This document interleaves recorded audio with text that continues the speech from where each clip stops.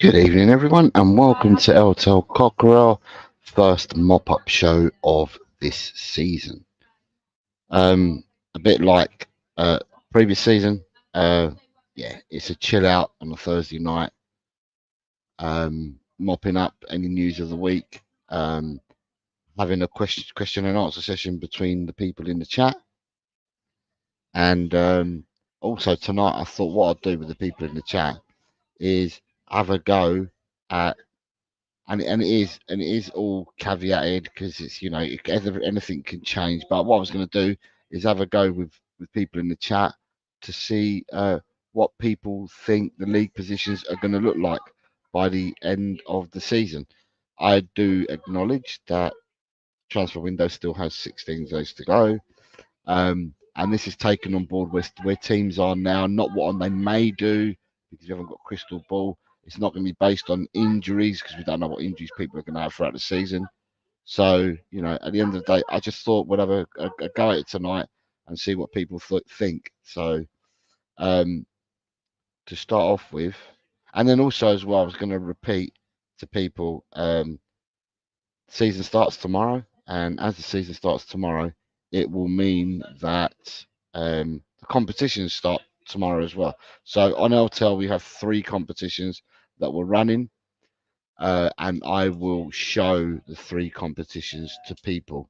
So I think Carl, you're in the chat. Lee Wiskid's in the chat. If you want to join in the competitions, they are free of charge, and you can join in.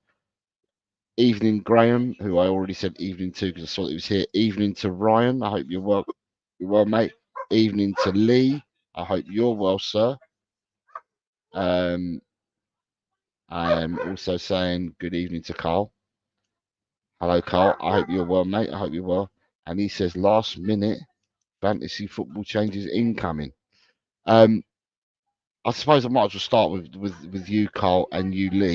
The first competition that we're doing, or sorry, one of the competitions that we're doing is this one. It's now this can be found on my community page. So on the community page you can find this information, but there's a league there. It's called Fantasy Premier League. Sorry, I've done this the wrong way around. You bear with me a second because I've put the wrong code in for everything wrong. Sorry. Let me change that around. I've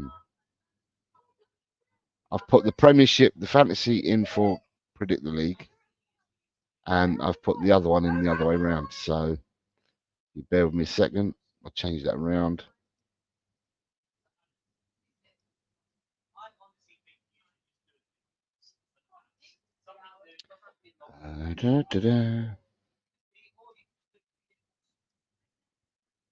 All right, let me just do that. Right. So the first one. Oh, you signed up for everything, Carl, but I'm just for Lee Wizkid then, just in case Lee wants to do it. Right.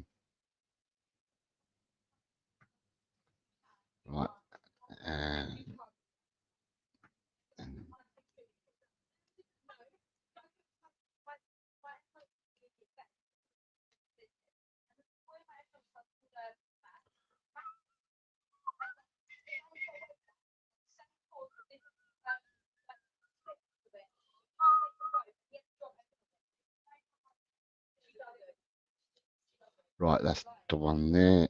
I'll do there. Right, so enter code. Right. So right, so Lee, if you fancy entering it, and if anyone else is here in the background and they want to enter the competitions this year, we've got Predict the Premiership. So there's a link, and it's on my community page for Predict Premier League.predictthefootball.com. You will be emailed every week by this site, and they will tell you what you scored for the week, and they will remind you that your fixtures are then due for each game week. So you'll always get a reminder from this site. So if you enter this, then enter this code 561854. It takes you straight into the league. And then Lee, if you fancy it as well, we've also got a Fantasy Premier League that we're doing, and Fantasy Premier League that we're doing, then you enter the league code and it takes you straight to the Hotel League. Yeah, so they're the two competitions that we're doing. Mark Cousins said, so Carl's saying, Carl's saying, big up Jose, signed up for everything and I'm looking forward to it. Thank you very much, Carl. Mark, good evening, the Sheriff. Good evening, Jose. I think with my limited tech knowledge, I entered both. Mark, I believe you have. Adrian, good evening, mate. Says good evening, Jose. Etar, good evening, Adrian. And Lee is saying, got it, mate, safe. So yeah, if you're more than welcome to enter. So to start off with tonight, I thought to myself, do you know what? It's a nice, easy night to have a chat. And what I was going to do is with the people that we've got here, is I was going to ask people to predict positions for the league this year. I did this on another channel yesterday. I've written it down, and do you know what? Since I did it yesterday, teams have made a few signings between me doing it on a show yesterday and today. So the table that I've got, or the picks that I made, could well now change. But for the time being, I'm going to keep it as it is. So what I'll do then to start off with is I'm going to ask you guys, who do you guys think will finish 20th in the league? So who's going to finish bottom for you in the league?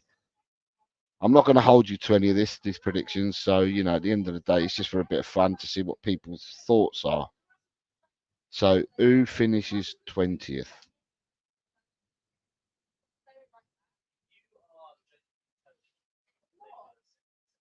I'm taking it, Carl, you're saying Southampton finish 20th because it says 29. So I'm taking Carl says Southampton to finish 20th. Yep.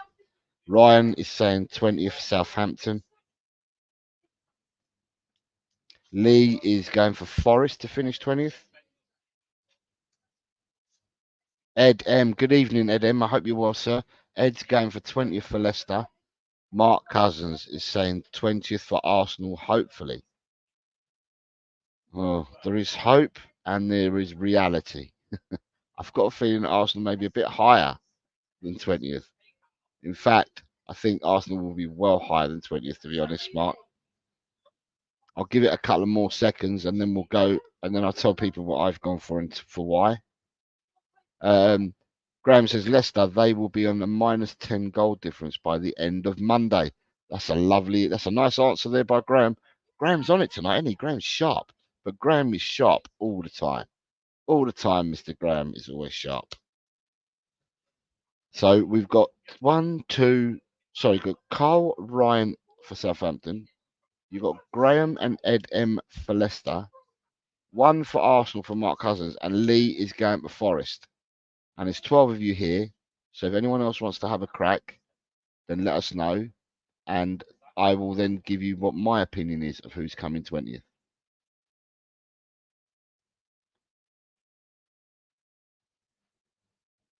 As blunt as a spoon, Jose. Yeah, I appreciate that. I appreciate that. Right, I'll tell you for me then. I'll jump into 20th. 20th, I've gone for Leicester. And my reasoning, obviously I can give reasoning. My reasoning for Leicester being 20th is not only I wasn't even looking at it when I picked Leicester for 20th. I wasn't looking at it with the fact that they've got points deductions looming. I looked at it basically on the fact that they've sold Dewsbury Hall, who was one of their better players, and I don't think they've invested and bought players in. I think that they've come in with an idea that, or at the moment, they've come in with an idea that as they've played Premiership football recently, they must believe they have a Premiership ready squad, or a squad that they think that could play in the Premiership without having to go and out and make any buys.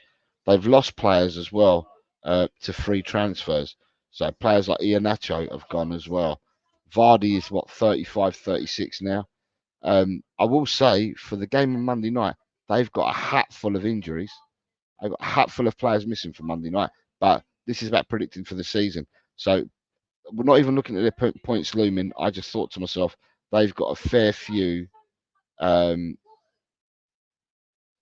got a fair few players that they have not invested in, they've not bought. So that's the reason why I'm going for Leicester to finish bottom.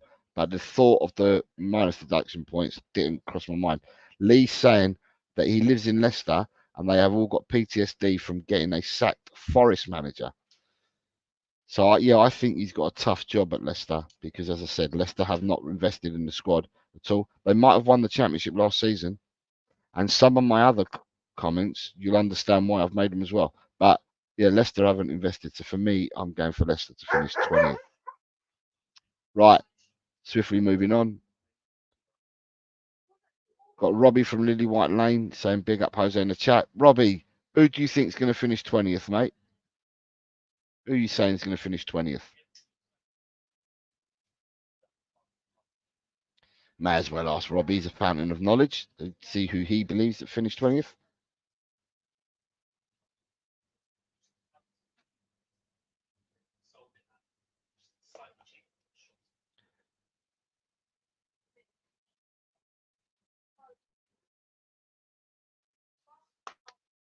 Okay, I'll move on to 19th then.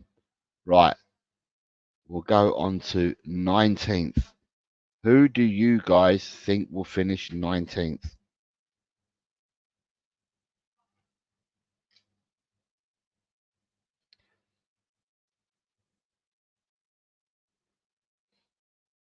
So Carl's straight in there with 19th. He believes it's going to be Leicester.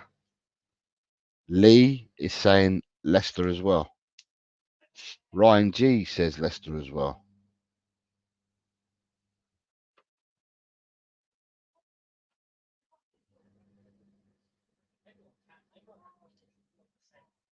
What's Mark?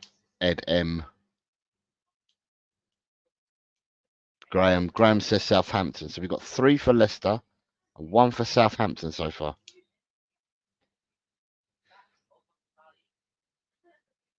Ed M says 19th, Brentford. I think they'll lose Mbeumo and Tony for Ed M. Mark says 19th, Chelsea, because I hate them slightly less than the Arsenal. We're in for Wissa as well from them, Ed. Are you bid for Wissa, have you? Anyone else want to go for who's going to come 19th? Okay, right. For 19th, I have got Brentford. The reason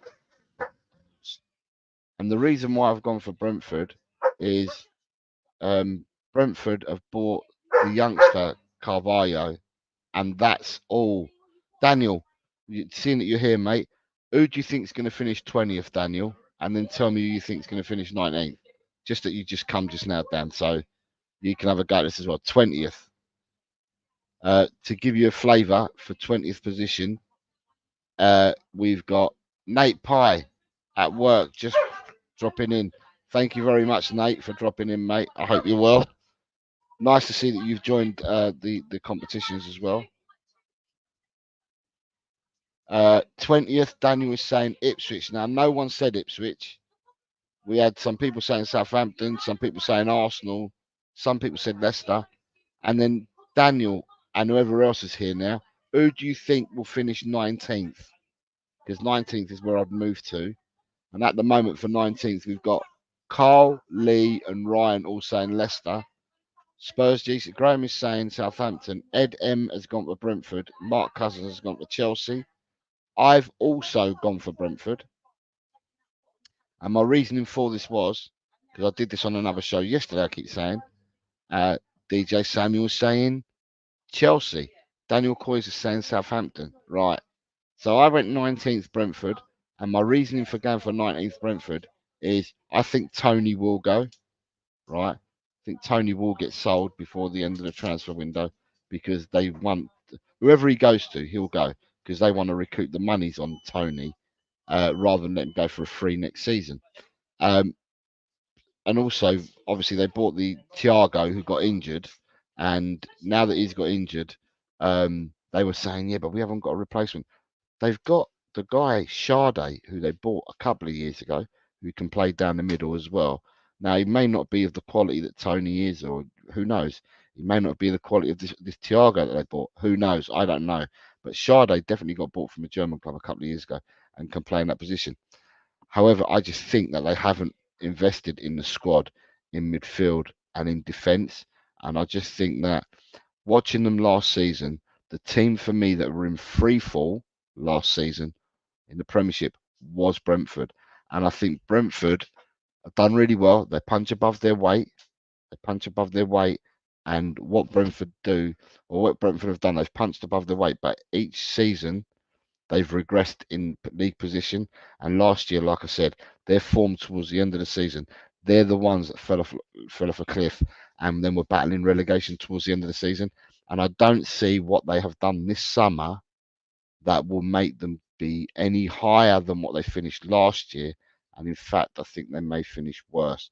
So Brentford's that's the reason why I've gone for Brentford in 19th. Good evening, Mr. Shear. G'day, Jose Cobb, my favourite show, and I was late. Damn it! No, you're glad that you're here, David. You're not late. I'm glad that you're here. Ian's here. Good evening, Ian. And Ian's coming with off the bat 20th, and he says 20th for him. Man City 20th after their 50-point deduction. What I will say to people, right, is I think that Man City are odds on to win the league in the bookies. And I heard this, I think it might have been on one of the radio shows. They're currently odds on to win the Premiership. And not only are they they're favourites to win the league, or odds on, but they're also 8-1 to be relegated.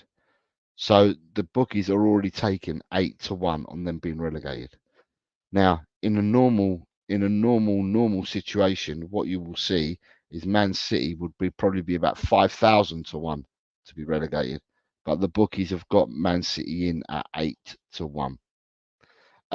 Right, we've got other people that have joined. So you've got David Shear, Grant. Good evening, Grant. How are you, mate? I hope you're well. You're obviously working on a night shift. And you've got just a harness Spud saying big up Jose and all the legends in the chat. So for you two, because you three are the ones that have just come in. A question that I've asked today, or the question that we're on at the moment, because people know this is a bit of a fun show. I don't go all serious on this one. Is I've asked people who's going to finish 20th this year and who's going to finish 19th. That's where we're on at the moment, on to 19th. You've got quite a few people you can see in the chat what they've selected and what they've gone for. I haven't touched on 18th yet, but Mark's already gone in for 18th. So just to let people know that Mark at the moment has gone for Arsenal to finish 20th. Mark, he's gone for Chelsea to finish 19th, and he's now gone for Man City to finish 18th.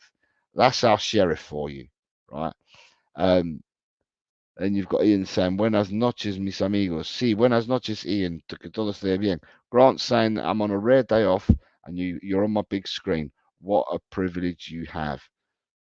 You must be off tomorrow as well, because you're playing football tomorrow night. Because I saw, obviously, I've seen your picture, and I commented in the WhatsApp group, the football group, about your picture.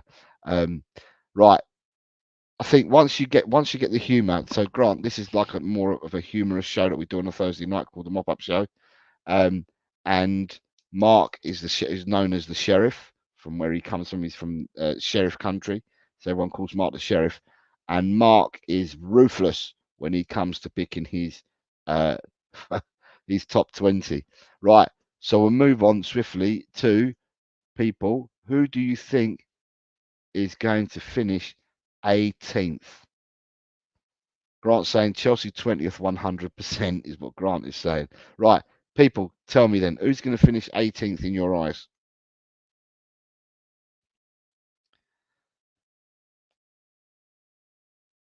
So David Shear is going for Arsenal to finish 20th and Man City to finish 19th. Carl Simpson is saying Forest will finish 18th. They haven't strengthened properly and Nuno is useless. David Shear is going for Chelsea to finish 18th. Graham is going for Forest. Ryan G is going Forest. Ed M is saying Ipswich at the moment. You can only pick one, Grant, because it's realistically Ipswich or Forest you're saying, but you can only pick one of them. And Ian says Mandy says Leicester. Just a harmless potato is going for Southampton. DJ Samuel's coming in. He's fighting. DJ Samuel's fighting tonight as well. He's coming with Man United. Grant is now sticking. He's pinning it on Ipswich to finish 18th. I've selected, and this is yesterday. I did this on somebody else's show. I did it on the Chelsea channel yesterday, and I went for Ipswich to finish 18th. And my reasoning yesterday was that Ipswich, to me, they haven't done enough in players. They've done more than Leicester, but not enough in my eyes for them. And I think they've got a great manager, by the way. I did say yesterday, I'm repeating myself, but I did say that I believe they've got a great manager. He is a really good coach. He coaches players to become better players. He will give Ipswich a fighting chance, I believe. But ultimately, I didn't think Ipswich had done enough. Now, I said this yesterday, and today they've had a deal agreed for the loan of Calvin Phillips from Man City, and they've now made an agreement with Blackburn for Sami Modic, the top goal scorer from the Championship from last season.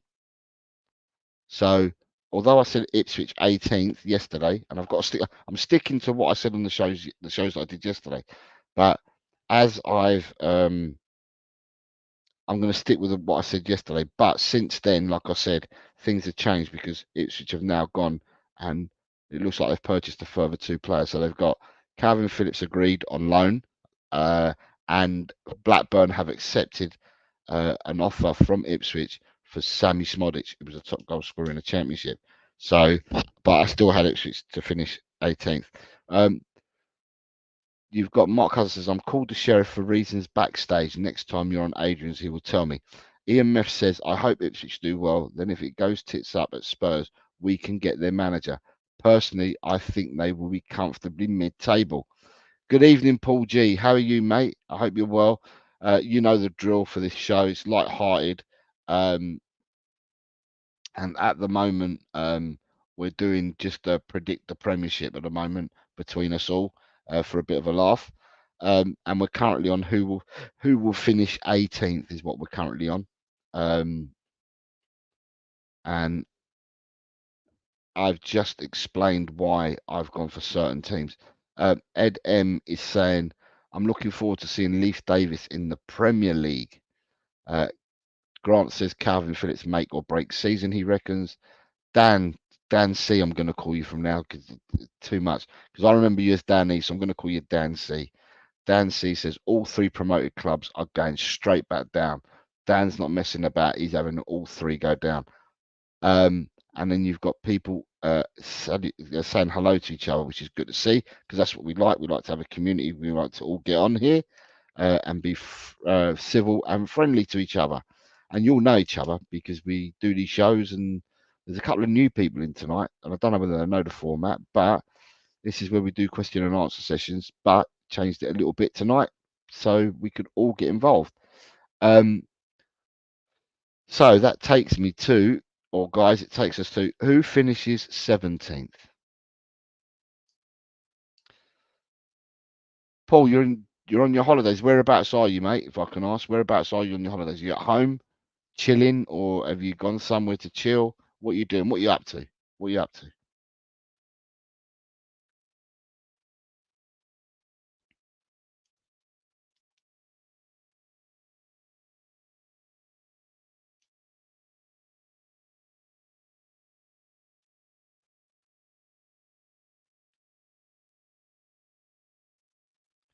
Just waiting to see if a few more answers come in. So at the moment, we have in 17th place, according to you, the gang. You're in Menorca. Estás en España. You're in Spain, in Menorca. I've been to Menorca before. I like it, but I prefer Mallorca, to be honest. Out of the Balearic Islands, I do prefer Mallorca. But I've been to Menorca, and Menorca's lovely as well.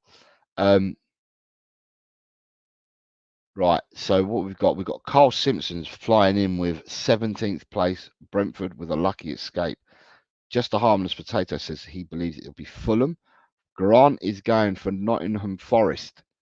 Ryan G says 17th Ipswich by the skin of their teeth. Lee is saying Everton. Lee, is that because you're a Liverpool supporter, you're saying Everton, or it's because you truly believe it's going to be Everton? That'd be your call. Graham says Palace because Eze's coming to Spurs on deadline day. David Shear is going for Ipswich to finish 17th. Paul, like I said, says he's in Menorca. Paul, have a fantastic holiday, mate, and have a good relax and a good chill out time. It's needed. Everyone needs some of that. So, yeah, get some of it. Daniel C is saying, other than Smodic going to Ipswich, not been impressed with any of the promoted club's transfer business. That's an interesting comment. Ed M, 17th Southampton. Barrett and Diaz could get enough goals to keep them up. Dan is going 17th Forest. Mark C, the Sheriff, is going 17th Southampton. Lee saying he's picked Everton because it's about time, but they are always lucky. So for me, people, I've gone for in 17th place. Ian Meth has gone for Forest in 17th. So as per the show that I was on yesterday when I was asked this question, I said, and remember, I'm going to caveat all this with the transfer window hasn't finished, but I'm going to stick with my selections from yesterday, although since then, clubs have done bits and pieces. And yesterday, 17th for me was Southampton. And the reason I've picked Southampton for 17th is if I look at last season in the championship, the team that finished the strongest in the championship, although they had to go up through the playoffs, the team that finished the strongest was Southampton. They're running, if you look at the last 10 or so games of the season, Southampton had the best running out of all the sides. So for me, they finished strongly. Now, I know that they lost Shea Adams has left and has gone somewhere. I can't remember he went to Italy or he's gone to Spain. And another striker they've got left as well. So there are two people that left on a free. But I actually believe that Southampton have done the best transfer business. Leicester haven't done anything. They haven't done anything. Up until yesterday, for me, Southampton have done the best transfer business. And because they finished off strongly, I think that they can hit the ground running. And it will be them that stay safe. Also, as well, I think Southampton have recently been in the Premiership, and I think that with them, unlike Leicester, who were recently in the Premiership, Leicester are thinking, that that they can get away with what they've got at the moment. I don't think they can, but I think out of the three, the team that's best equipped to stay up is Southampton. And they're my reasons. I'm going to give you my full reasons as to why I picked Southampton yesterday. David Shear saying, so fans are in a meltdown over the window, yet we have done a bit about the most as anyone else. Go figure. Come on, you Spurs. Leicester have had their move hijacked by Hoffenheim as well. I don't know. Who was they going for if they've had him hijacked by Hoffenheim? Who were they going for? Oh, Hoslik. God, say that when you're sober. Hoslik. David says maybe we can loan out our youth to be to promote teams. Probably, yeah, we could do. So that kindly brings us on to people who is finishing 16th for you guys. Yeah, what I was going to say, Grant. Obviously, you're the best person to speak. I see your comment there, right? You're the best person, obviously, because you're a Brighton supporter, and I think you had Biss for 2 or 3 seasons at Brighton. What was he like at Brighton? And I'm not talking about on the. Well, tell us what he played better for Brighton than what he's done for Tottenham, I believe. Grant, is that right? And then also as well, Grant, what I was going to say to you as well is, did he have problems at Brighton? Is what I'm going to ask you, because you're saying Bissouma being Bissouma hasn't helped Spurs, so it'd be interesting to get it from a Brighton perspective. What your thoughts are for 16th. 16th. Right, for 16th at the moment, you've got Carl Simpson says Ipswich. Ryan G says Brentford. Graham is Ipswich. Grant is Southampton. Just a harmless Spud 17th. We're now on 16th, but Spud 16th is going. No, okay. Just a harmless. He's gone. Lee Whiskey's gone Southampton. Just a harmless potato has gone Everton. Daniel has gone Everton as well. And Ed M says 16th Forest.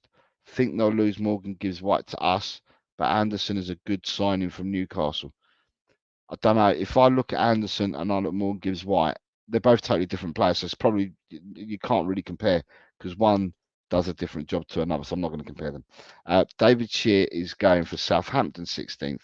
Grant says Bissouma outside of football was a bit of a numpty. He was arrested for sexual assault outside a nightclub in Brighton.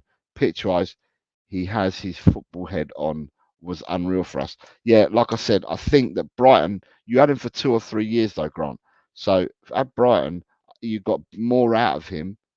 You got more out of him at Brighton than what we've had out of him in 2 years of him being with us. Because this will be his 3rd season now. But in 2 years of being with us, I talked earlier on Talk and Ball, on the Talk and Ball show earlier, and I said on Talk and Ball that for me, what we need at Tottenham, and this is not a player, I'm talking about as a whole team, what we need at Tottenham is we need our players to be consistent. And that means the players turn up for 90 to 95% of the time to games. Because if you've got people just dipping in and out, and the analogy, not the analogy, but Colin, who's the host of Talk and Ball, he's the one that brought the subject up, and he said, well, Bissouma has 1 or 2 good games and then goes hiding for 10. Well, that's when I said that's not consistent, and we need all the players to be consistent. In order to have a good season and be a successful side, the teams need to come together and all your players need to be consistent. And I don't think Bissouma's consistent enough, and he hasn't shown it at Tottenham. People will say injuries, people will say he's been suspended. Listen, he's been available more than he hasn't. But the fact is, in the first season, Conte didn't pick him. So in the first season he was at Tottenham, we were all scratching our heads saying, well, we spent, I don't know, what did we buy him for from you? 25, 30 million or whatever. And Conte wouldn't pick him, and we were all scratching our heads why Conte hasn't picked him. Ange came in last season, gave him the stage and centre, front stage, gave it to him last year. And then people will say that in our unbeaten run of 10 games, he did well. I don't actually think he did well. I think he dipped in and out in the 10 games, but it wasn't consistent enough for me. He dipped in and out. But for me, it's not just Bissouma, it's the whole team. Your players need to become consistent if you're going to, try and improve as a team. We need to become consistent as a team. You said, I think his friends he has around him really don't help either. He hasn't really shone in the time he's been with you than he did with us. And it's a shame for us, really. Yeah. David Shear says, Ange would be fuming, hence his comment on the goal he scored. DC is saying, Bissouma is not worth the effort anymore. I would sell him. Fair comment. So 16th, just going back to that, 16th, I went for Fulham. And the reason why I went for Fulham is I think Fulham haven't invested in all the areas they need. I think they've lost Paulinho, and I don't know who Paulinho's replacement is because I haven't got Paulinho's replacement. So as I said, things can change between now and the end of the window. So it's like we're putting our finger up in the air and seeing what comes back from it, for which way the wind blows. But yeah, they for me, they haven't replaced Paulinho. I think they've lost Willian, or if they haven't lost him, he's 35, 36 years of age. I think they lost one of their wide players. I don't know, it's Bobby De Cordova Reed or someone like that has left on a free, and I just don't see that Fulham have bought ESR. They bought Emil Smith Rowe, but Emil Smith Rowe is not going to be the game changer for me that Fulham need. I think Fulham have lost a lot still. Tim Ream, centre half, has also left.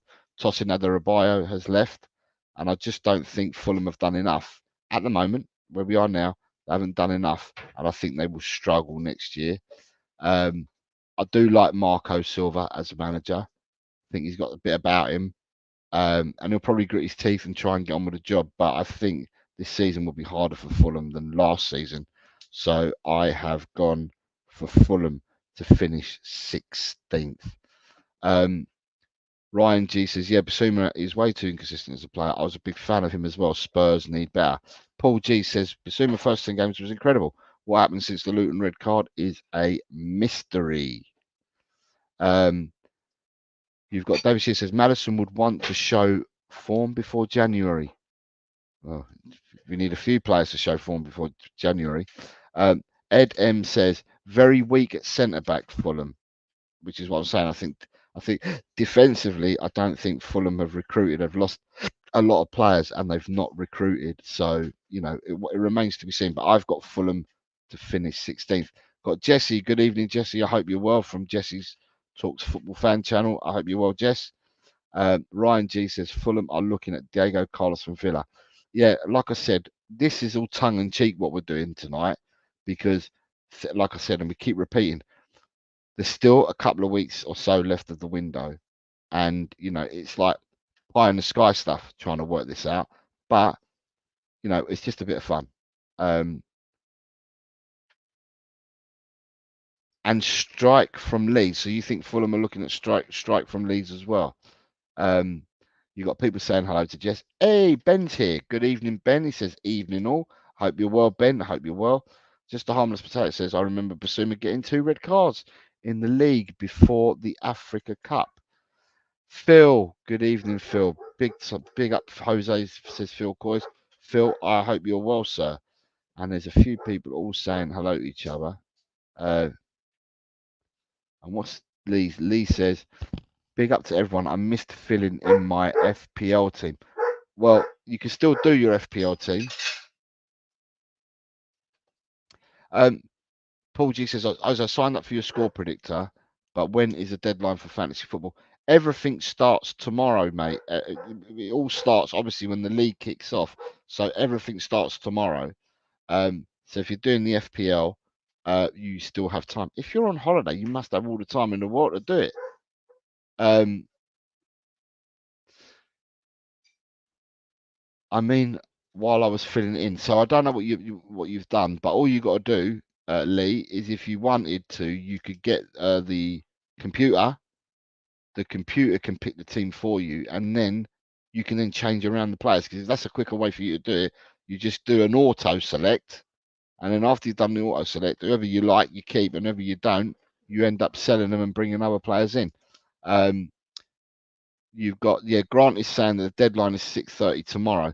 That's the deadline for FPL. But if you're gonna try and get your team, you want to be doing it really about 3 hours before the kickoff. So I'd say by 5 o'clock tomorrow, because for people that have played FPL before, that what ends up happening is they end up closing it down, saying they're updating, and then you can never make any changes. So at the end of the day, I'd say do it sooner rather than later.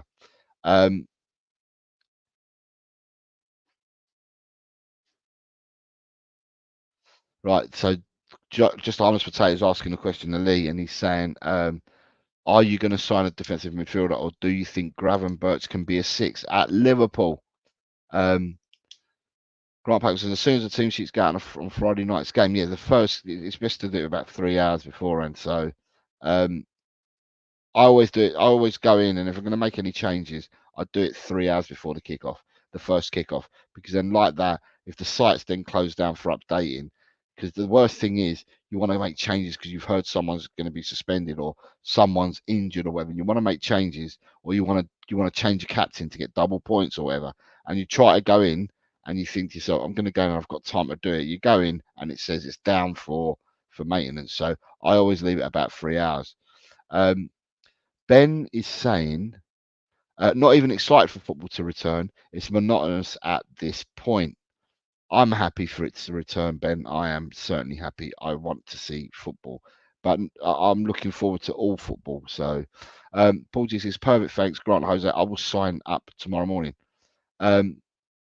Yes, Jose, I was a victim of that many times last season. Yeah, like I said, you got to get in there a few hours beforehand. Right, so we've done 16th, right, and now we'll go to who do people think will finish 15th in the league? So you lot are all there, and we're now on to 15th. Just need to tick off the teams I've done. So I've done 20th, 19th, 18th, 17th, 16th, 15th. So 15th. Ryan G is going for Brentford to finish 15th. Ed M and Grant have both said Fulham the 15th. Ryan G is Everton to finish 15th. Just a Harmless Potato is Bournemouth to finish 15th.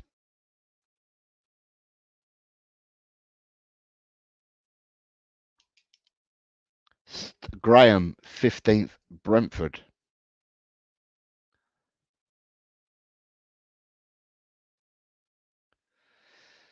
Any more for any more? David Shear, gotta go, Jose. Spurs in for the quad. Come on, you Spurs. Yeah, David, take care, mate. Thank you very much.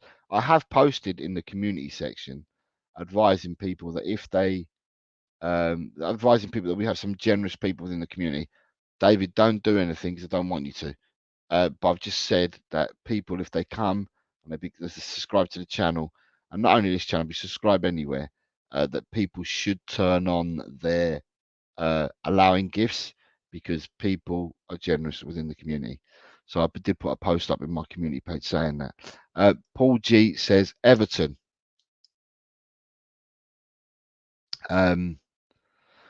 Nick, you got time to do it because obviously you're a bit earlier. You're earlier time than me. So when the show finishes, you've got plenty of time to do it. Daniel Coys is saying 15th Bournemouth. So 15th Bournemouth for Daniel Coys.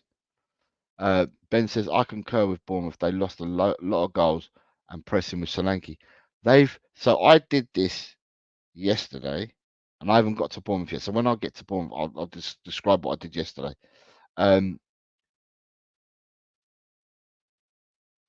Yeah, you're talking about you all know you're all talking about Evan Nielsen. So in where are we? 15th, weren't we? So for 15th, I went for Everton. And the reason why I've gone for Everton is I don't think Everton, they've lost Onana. I don't think Everton have strengthened. They've done really well keeping Jared Brathwaite. I don't think Everton have strengthened enough, to be honest, to go any higher than what I'm saying in 15th. But if there's one thing we know is that Dyche knows how to set the team up. And defensively, they had a really good defensive record last season, Everton, didn't they? I don't know where they're going to get goals from because I think I like Calvert-Lewin, but Calvert-Lewin is Richarlison in disguise, isn't he? No wonder Richarlison was sold to Tottenham because them two players, they both can't stay fit enough to play for their teams.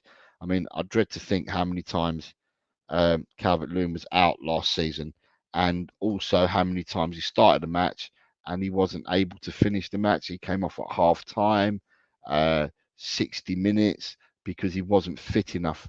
So I don't know where Everton are going to get the goals from, but I do think that Dyche is good at setting the teams up.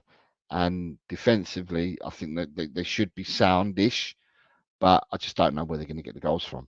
So in the end, I went for Everton to finish 15th. Ben says that Everton will survive just. Grant, we're not playing FM23. Evan Nielsen was quality for him. Yeah, okay. Right. So we move on swiftly to we've got 15th. So we're now 14th, people. Who do you guys think is going to be 14th?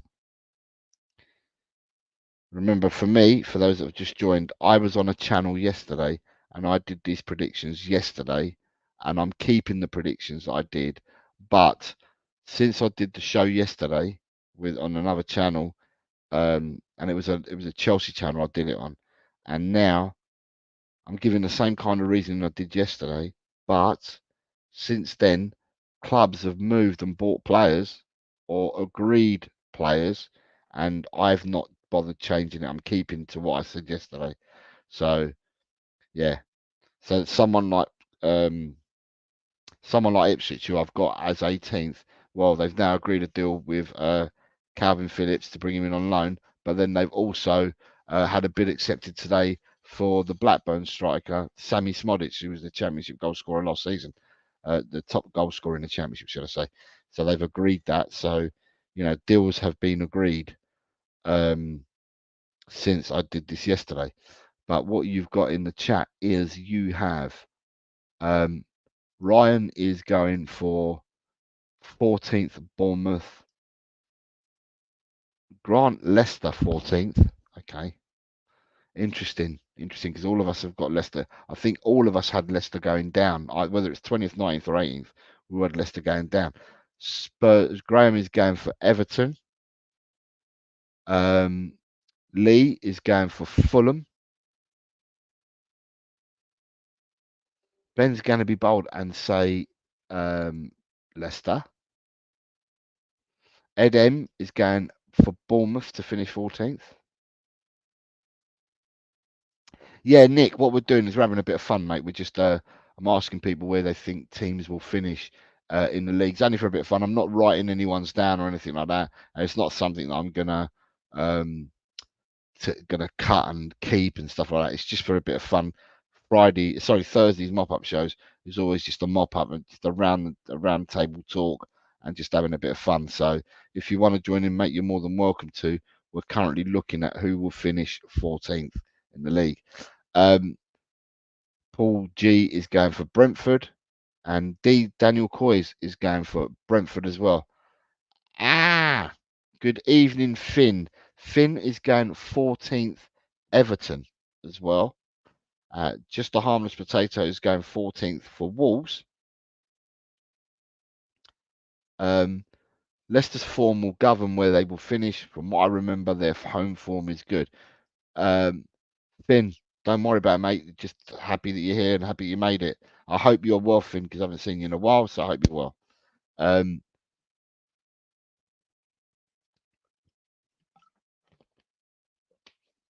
So 14th for me. What I did yesterday, and I remember I keep saying I picked these yesterday when I did it on the Chelsea channel yesterday.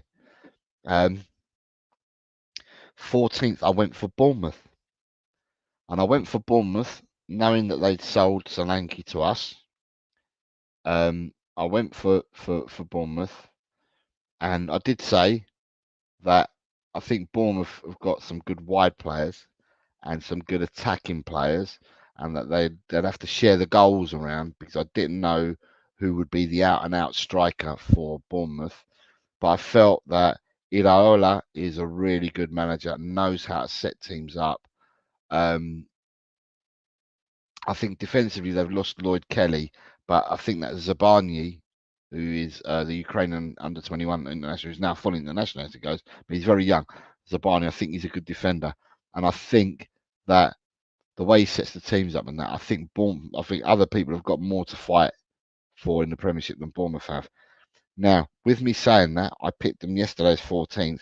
Today, lo and behold, today, they agree a deal to sign Evan Nielsen from Porto.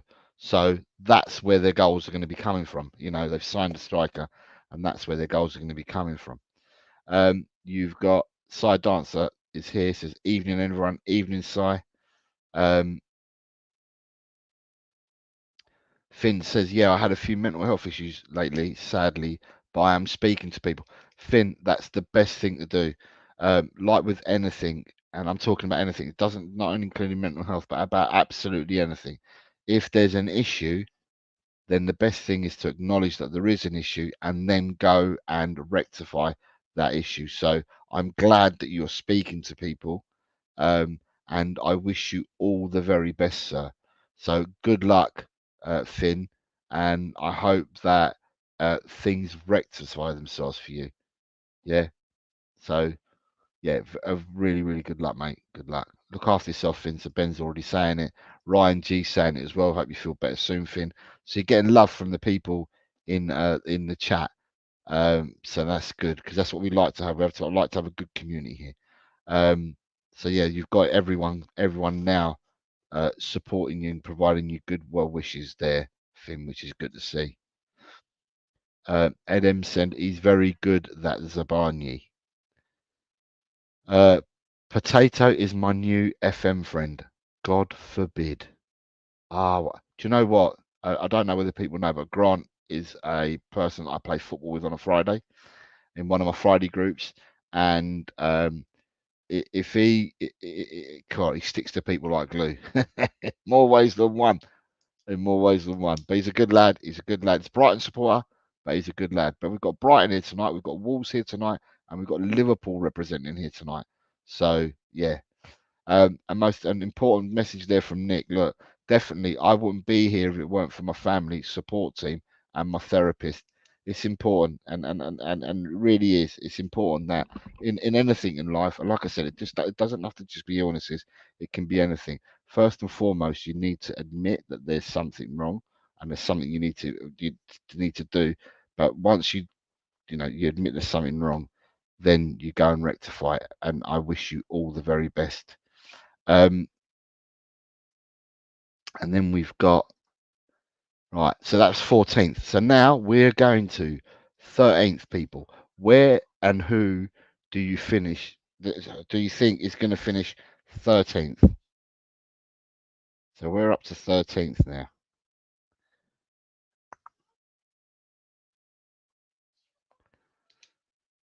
Grant is absolutely brilliant. I don't know where I found him, but look at that. Oh, sorry. Don't know where I found him, but Grant says, football is the winner. It's the reason why we are here. No, I'm happy to have you guys here. It's really good fun to see you guys here spending some time with me. And I do appreciate it. And I'm sure everyone else does as well, because everyone likes to have a little chat to each other and that, which is really good to see. So yeah, peeps, 13th is what I'm looking for.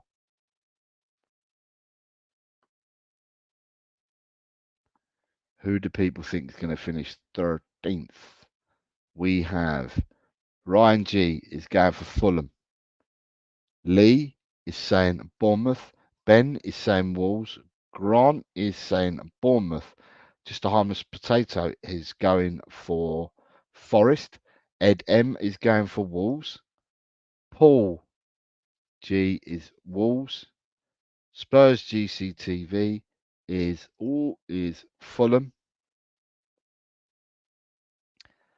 Side Dancer is Brighton. Right, anyone else?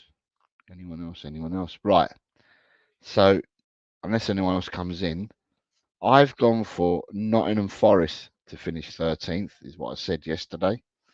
And the reasons for me picking Forest for 13th, Forest were in a bit of a dogfight last season because they got points deducted. Finn's going for Wolves to finish 13th. I went for Forest in the show that I did yesterday. And the reason for me going with Forest for 13th was I'm not going to turn around and say that Nuno is the most exciting manager. However, the clubs he goes to is horses for courses. Before he went to Wolves, he played. He had a really good Valencia team playing, right? He had a really good Valencia team playing really good football, and on the strength of stuff that he did in Spain is the reason why Wolves bought him. I think it was circumstance and the players that he had at Wolves made it that he then picked a 3-4-3 system at Wolves, which, for all intents and purposes, was successful at Wolves because people were looking and admiring Wolves from afar when he would manage. I think the first season, I think he was there 2 seasons with you, weren't he, Ryan? And I think the first season he'd done really well with Wolves, and he was being admired for it. I think, carry on playing the same style of football that he did, kind of ended up going kind of downhill, didn't it? And then Wolves ended up getting rid of him. But I think with circumstance now, what he's found himself at Forest, and it's basically Cooper.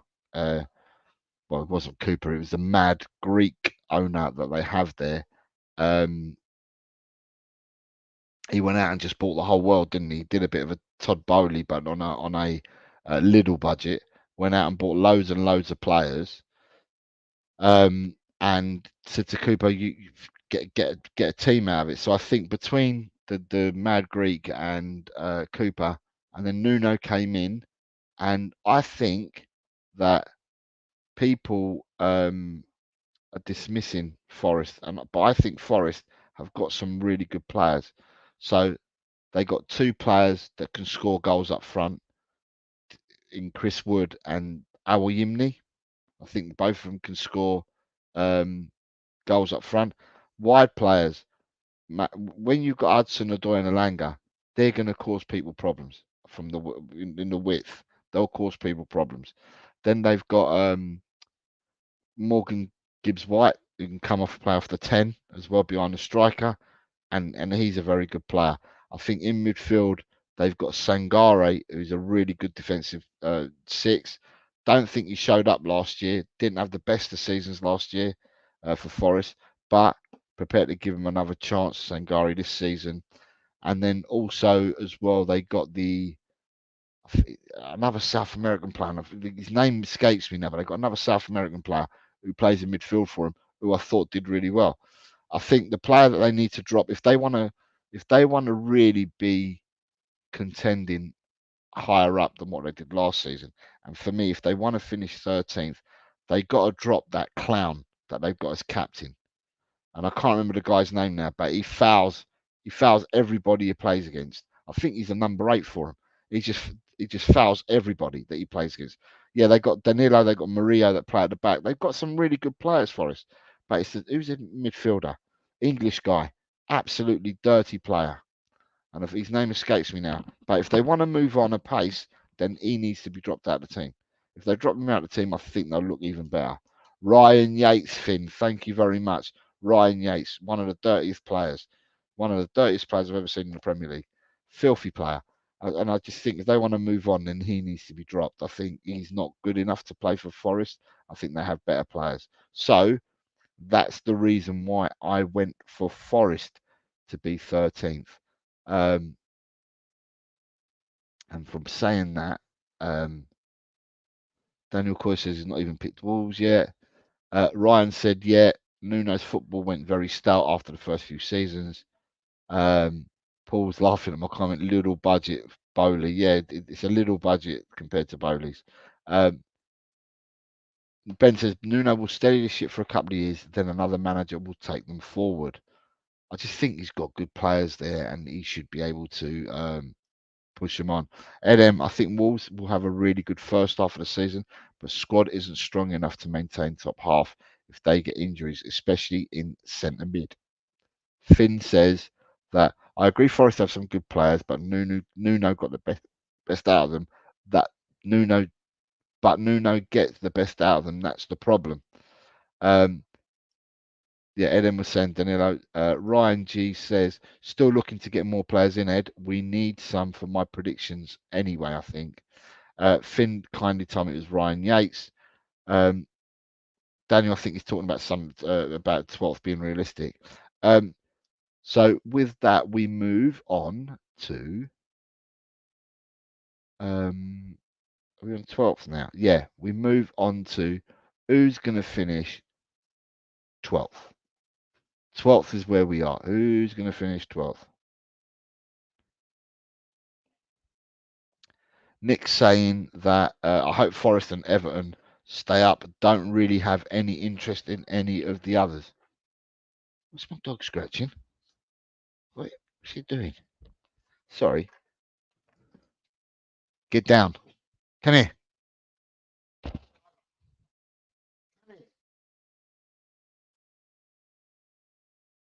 What are you doing? What are you doing? Why are you coming to me like that?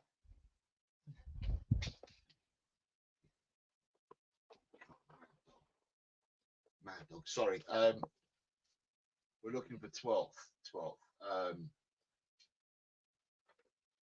Ryan G is going for Wolves to finish 12th. Lee is going for Palace to finish 12th. Grant is saying Wolves to finish 12th. Just a harmless potato saying 12th for Brentford. Graham is 12th for Bournemouth. Ed M is 12th for West Ham. And Finn is 12th for Bournemouth. And Brentford is 12th for Ben. Side Dancer is looking at Newcastle to finish 12th. And Paul G is going for Bournemouth. Thank you very much. I'm really sorry about that. Cheers, Nick, for letting me know. I don't know whether you heard me right. So Ryan has gone for Wolves 12th. Lee is saying Palace 12th. Grant is Wolves 12th. Just a harmless potato is going for Brentford 12th. Spurs GCT Graham is going for 12th for Bournemouth. Ed M is saying that 12th will be West Ham. Finn is 12th Bournemouth. Ben is 12th Brentford. Side Dancer is Newcastle 12th. Paul G is Bournemouth 12th. And Nick is saying Palace 12th. The team that I've gone for 12th is Brighton. And the reason why I had Brighton down as 12th is Brighton have got a new manager who's unproven in the Premiership. Young manager at that, but there's nothing wrong with young managers, but he's a young manager who's unproven in the Premiership. And I think that what Brighton have done is they've gone out and they've bought a load of players. You've bought a load of players. Now there was a player today because I think you've agreed 4 deals, 5 deals maybe, and you've got 3 on the cards as well coming in the door. I think you got that Freddie Kadeoglu, who's a left back from Fenerbahce that you've got. I think did you not agree a deal today for Ruta from Leeds? I think today as well. But there's another player, Gomez, but I don't know what Gomez it was. They're linking you with someone called Gomez. But for me, Brighton have bought in. Yeah, who's Gomez? Grant, I don't know who Gomez is. But Brighton have bought in so many new players. So many new players.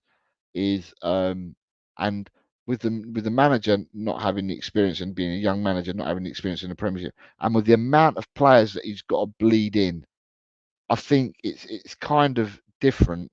Whereby, for me, if you've got a bit of cohesion in the sense that had the manager had a season already under his belt, right, and then you're buying these players and you're doing it now, people understand the way that you play and stuff like that, and I think it becomes easier. But when you're starting out and you've got loads of players, you've got to get to know who your players are, how they play, and then you bring in all these brand new players in. They've got to bleed in. How are you going to bleed in 8 players? That's going to take time. You're not going to do that overnight. So the teams that have gone out and bought loads and loads of players, for me, I don't think they're going to hit the ground running, because for me, it takes time for them to embed themselves, learn and gel. So that's the only reason why I've got Brighton as 12th. Now, I had to explain as to why. It's not because I'm trying to pick on Brighton or anything, but that's the reason that I gave yesterday on the Chelsea show that I was on for Brighton being 12th.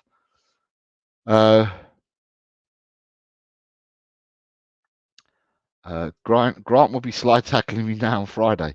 I tell you what, he don't wanna. God.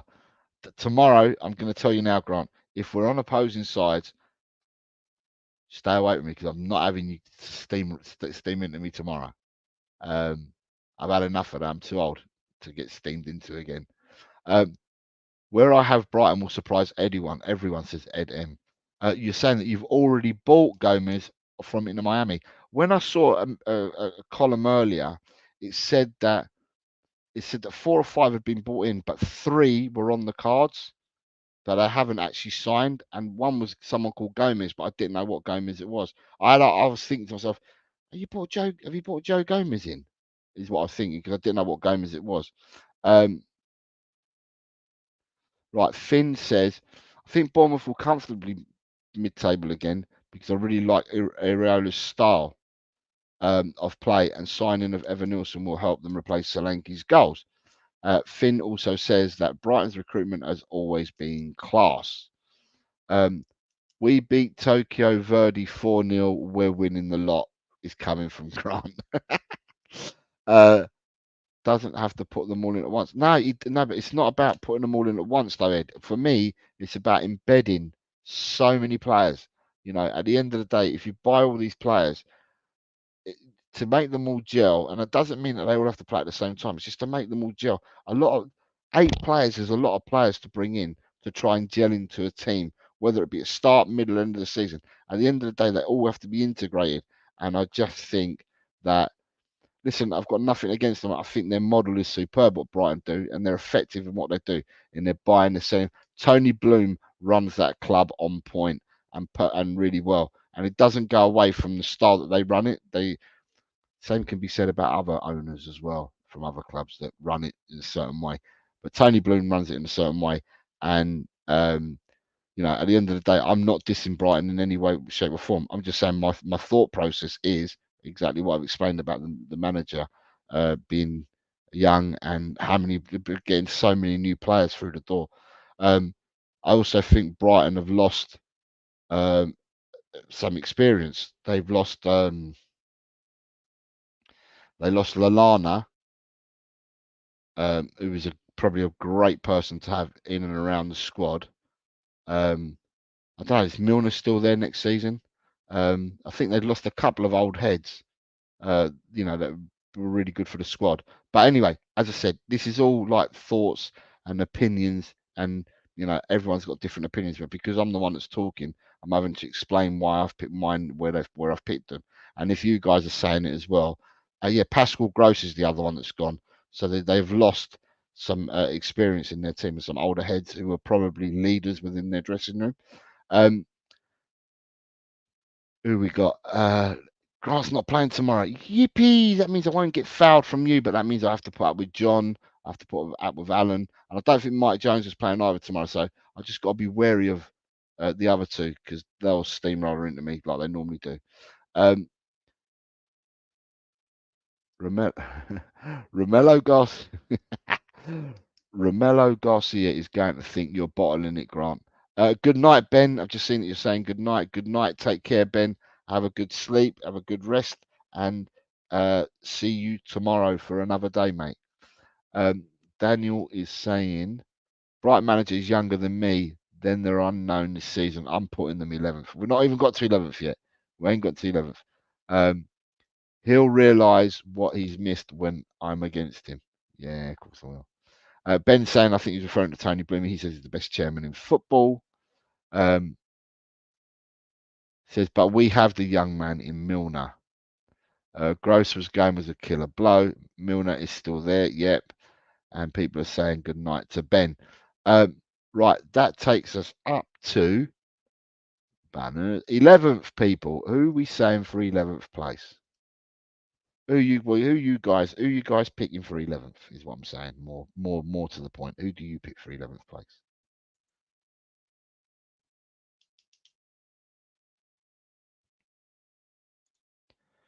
Ooh.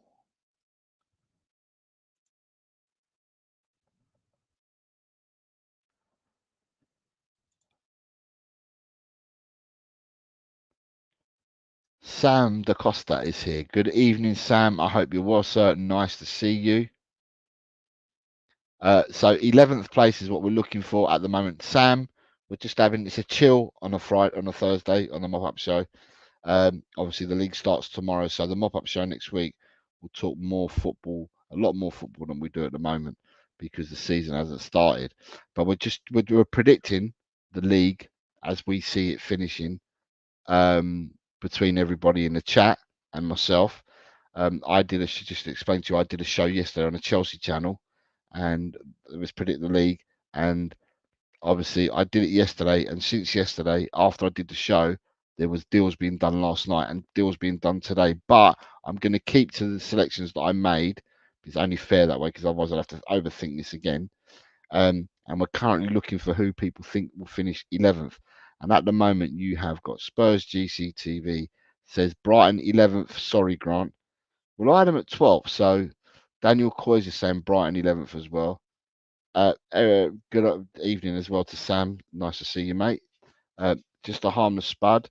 It's gone for Palace to finish 11th. Chris Grant has gone for Palace. Obviously, there's a rivalry between Palace and Brighton. The M23 derby, they call it. I can't understand those at derby because they're probably about 90 miles away from each other. But that's how people act from Palace and Brighton. You're going to have some, aren't you? So Lee is saying 11th, the bubble blowing people at West Ham. Finn is saying 11th, Brighton. Edem is saying 11th will be Palace and they'll be FA Cup winners. So Edem is giving us a double prediction. Aren't we blessed? And Paul G is going for Palace to finish 11th. Ryan is going for Brighton to finish 11th. Sam saying can see Brighton 11th too, to be fair. It's what I was going to say. And Daniel's Coy saying it's the most stupid derby in football. Grant says, I'll explain it when I next see you, Jose. More to it than that. Listen, at the end of the day, you can have more to it, but Tottenham aren't going to turn around and say, do you know what? There's more to it, but our rivals are Crew. Come on, it's absolutely silly. It doesn't matter what you're going to say to me. It's absolutely silly that you can say a 90-mile rivalry is a derby. It's absolutely ridiculous. Brighton have got teams closer to them than bloody Crystal Palace. And Crystal Palace has certainly got teams closer to them than Brighton. Side Dancer says Wolves to finish 11th. Right, Sam, we haven't got that low yet, but you're saying about West Ham. Can't see West Ham finalising 11th. Sadly, I think they'll be 5, 6, 7, 8, depending on injuries. Grant is telling us there's a story behind it. Fair enough. Right, so where are we now? Sam says Leicester think we're a rivalry for some deluded reason. 2019, 18, 17, 16, 15, 14, 13, 12. So I think we're up to 11th. Are we up to 11th now? Oh no, we're on 11th now. Oh yeah, so I haven't given my 11th team. Right. So the team that I said yesterday that I had finishing 11th, and I still have them today because I'm not changing my mind because of I can't be asked to change it. I went for Wolves. I've gone for Wolves to finish 11th.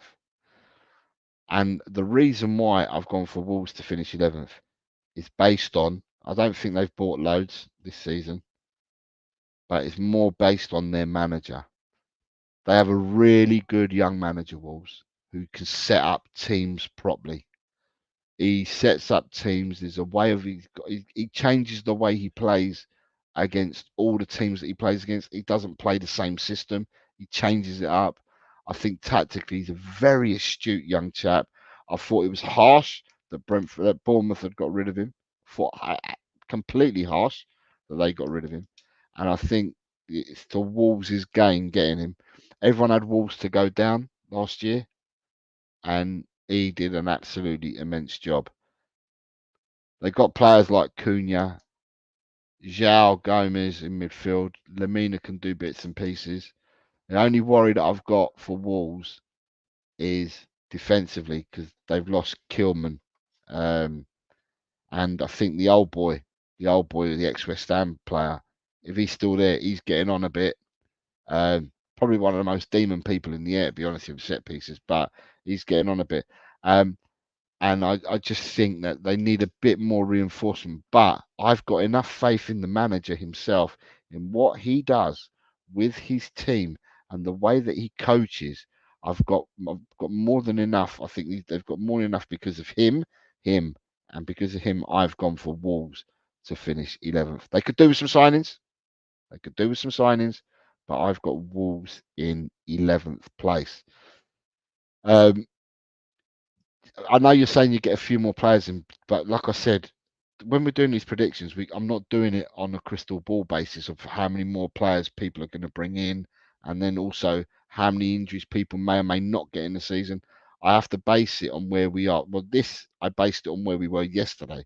Obviously, I said things have changed since yesterday.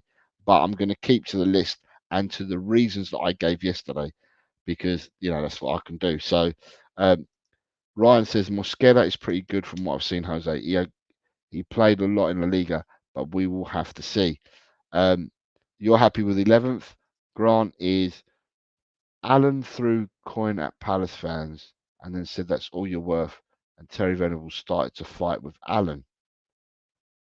Then basically the fans joined in. Who's Alan? Am I missing somebody chatting? Alan Mallory. Okay.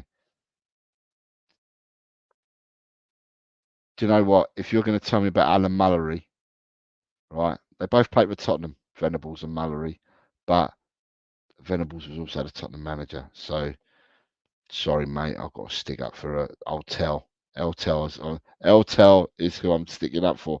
My channel was named after him, so I got to stick up for Eltel. And if Eltel's Palace, then so be it. Finn says, I think Gary O'Neill will be a top manager in the future. Also, really rated the job he did at Bournemouth as well. It's exactly what I just said, Finn. Exactly what I said. At the end of the day, and because of him, as I said, Wolves could do with improving their squad and bringing more players in, but it's not as easy as that. But they could do with that. But I think at the end of the day, it's the manager that does it for me, because he improves. He does. He improves players. So that's the reason why I went for Wolves for 11th.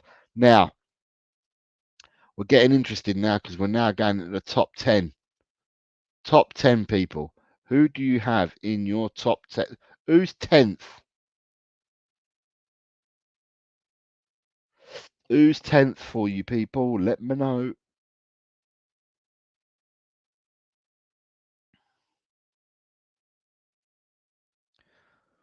There's some people saying sorry in it. There's no need to say sorry. I think that some people are, well, Ryan's going to take it all day long. Ryan will take it all day long.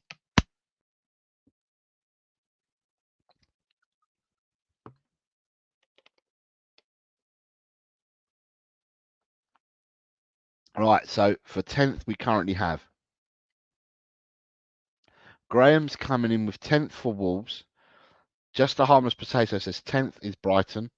Paul G is going for 10th West Ham. Lee is going 10th for Wolves. Finn is going 10th Crystal Palace. Grant is saying his beloved Brighton are going in 10th. Sai is going Leicester 10th.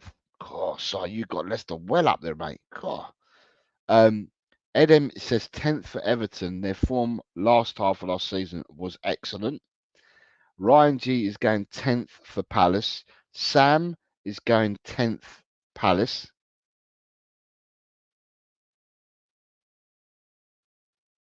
David Shear is lurking because he's now come back and just said Eltel was also the Socceroos manager. So we have a lurker in our midst. And Sam saying Leicester are going back down. Have I missed anyone? Has anyone missed out on giving me 10th?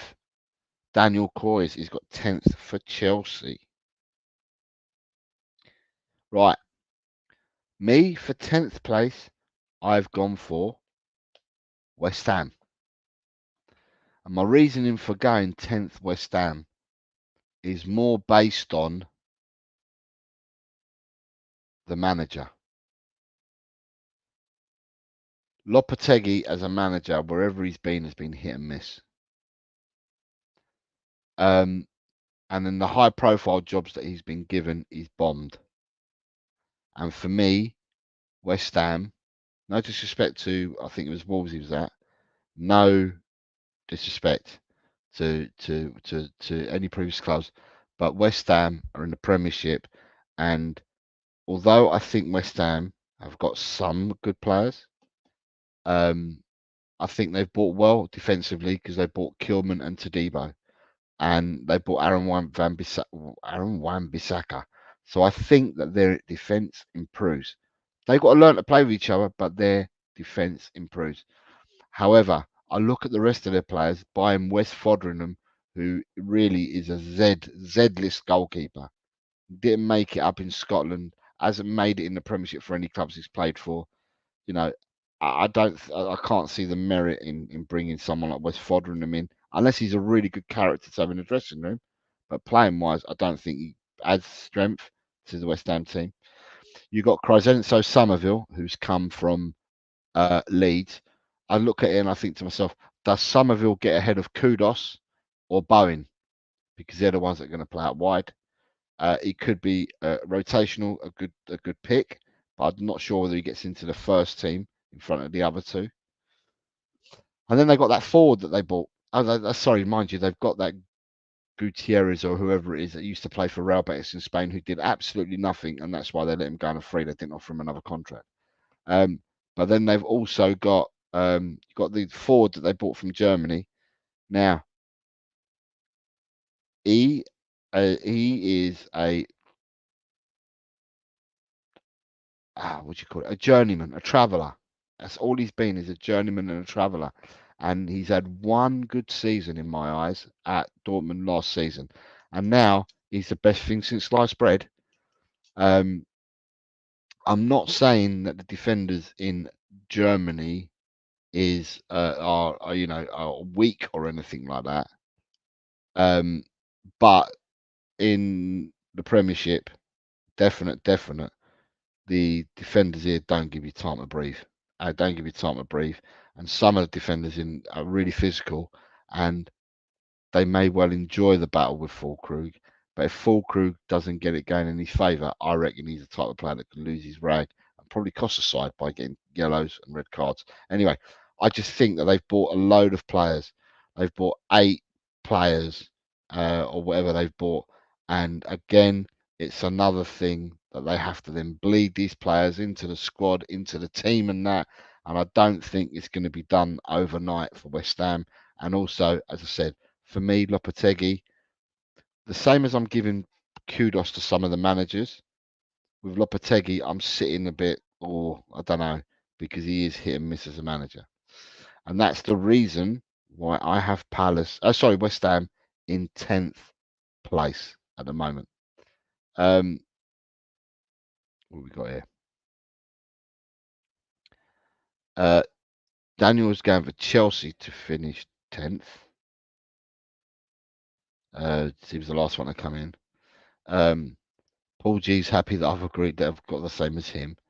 It's breakfast time for David Shear. 7 o'clock in the morning for him in Oz at the moment. I hope you love and enjoy your breakfast. Sam is saying, Sam's saying, I like Füllkrug. Not sure if it's because he's missing a tooth, but there's just something about him. Ryan G says, Daniel, I hope I'm not going to disappoint you and the Spurs lot with my position for use. Finn says, I agree. Lopetegui as a manager is too pragmatic, especially with a team building. They've got some 2 players in that side now. I think it means good players. But Finn also thinks that they're winning the window so far. Ed M is saying that Alvarez is out and Paqueta will get banned. Yeah, Paqueta, people have got to remember, Paqueta has been charged with what you can call is the lowest of the lowest in betting scandals. So, whereby you've got someone that was doing loads of bets in Tony, Paqueta was actually influencing games because he was taking cards, right, and passing this information on to syndicates, and that's as serious as you can get. And if he gets banned, which everyone thinks he will get banned, then Everton have lost Paqueta, and Paqueta was one of their mainstays last season. So there's swings and roundabouts with everything. Right, you're now talking about UFC, so I better move on. Right, banners. Right, people, we're up to 9th place now. Who do you think will finish 9th?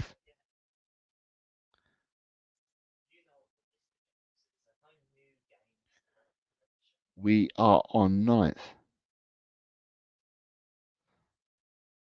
I don't have to remind you guys, but yeah, I'm just going to say if people can hit the like button, it is well appreciated.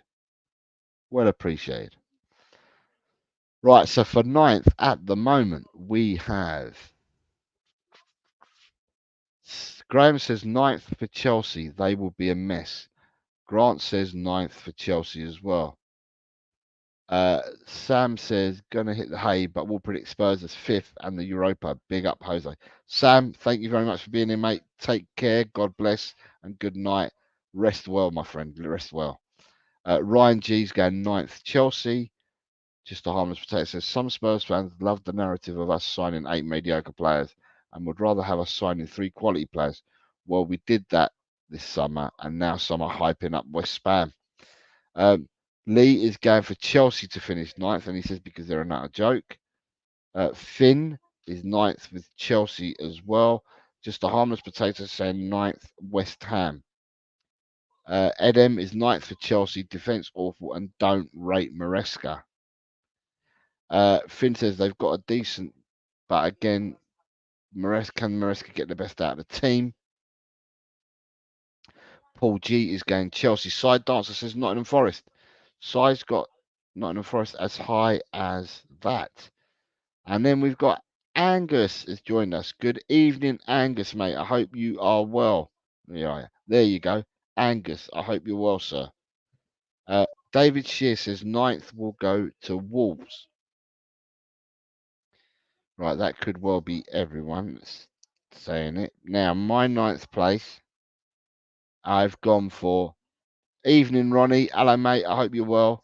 What we're doing, as you know, in this show, it's the first mop-up show of the season, and what we've decided to do tonight is just between everybody in the chat is just go for what we think where people will finish in the league this season, and we've now got all the way to 9th.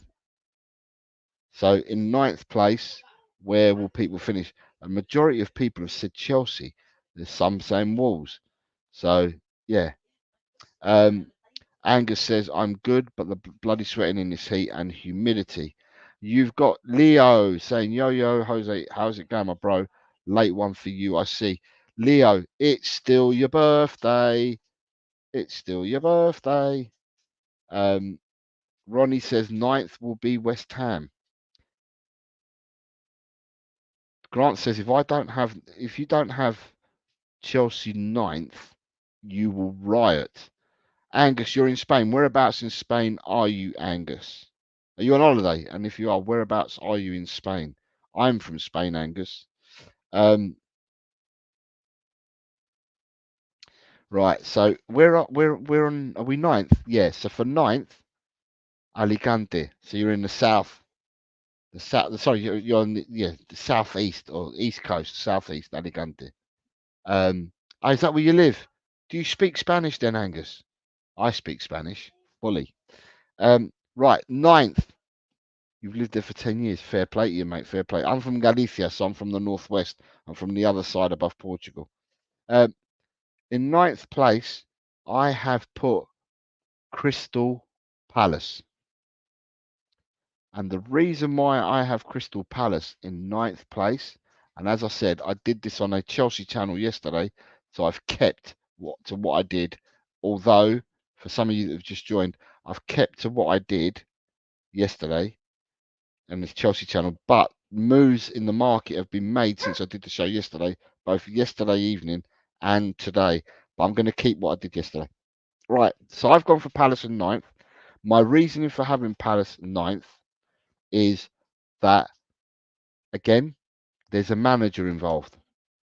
And for me, Glasner is a top quality operator. He knows how to set up teams. He set up Palace.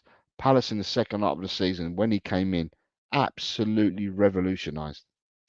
And I'm saying it, but Palace have lost Elise. But where they've lost Elise, they've brought in Ismail Assar and they brought in Kamada on a free. So they brought 2 wingers in. So they knew they were losing someone in Elise. And they possibly could well lose another in Eze. That could still happen to somebody. But they've made, they've brought other players in. So they know that they're getting rid of players. They've brought other players in. The difficulty now is that you've got Newcastle are bidding for Guehi. I think it's Fulham or someone are now bidding, or West Ham or someone's bidding for Anderson, right? And I don't think Palace are going to let Anderson and Guehi both go. You'll probably you may get bids in for Eze as well.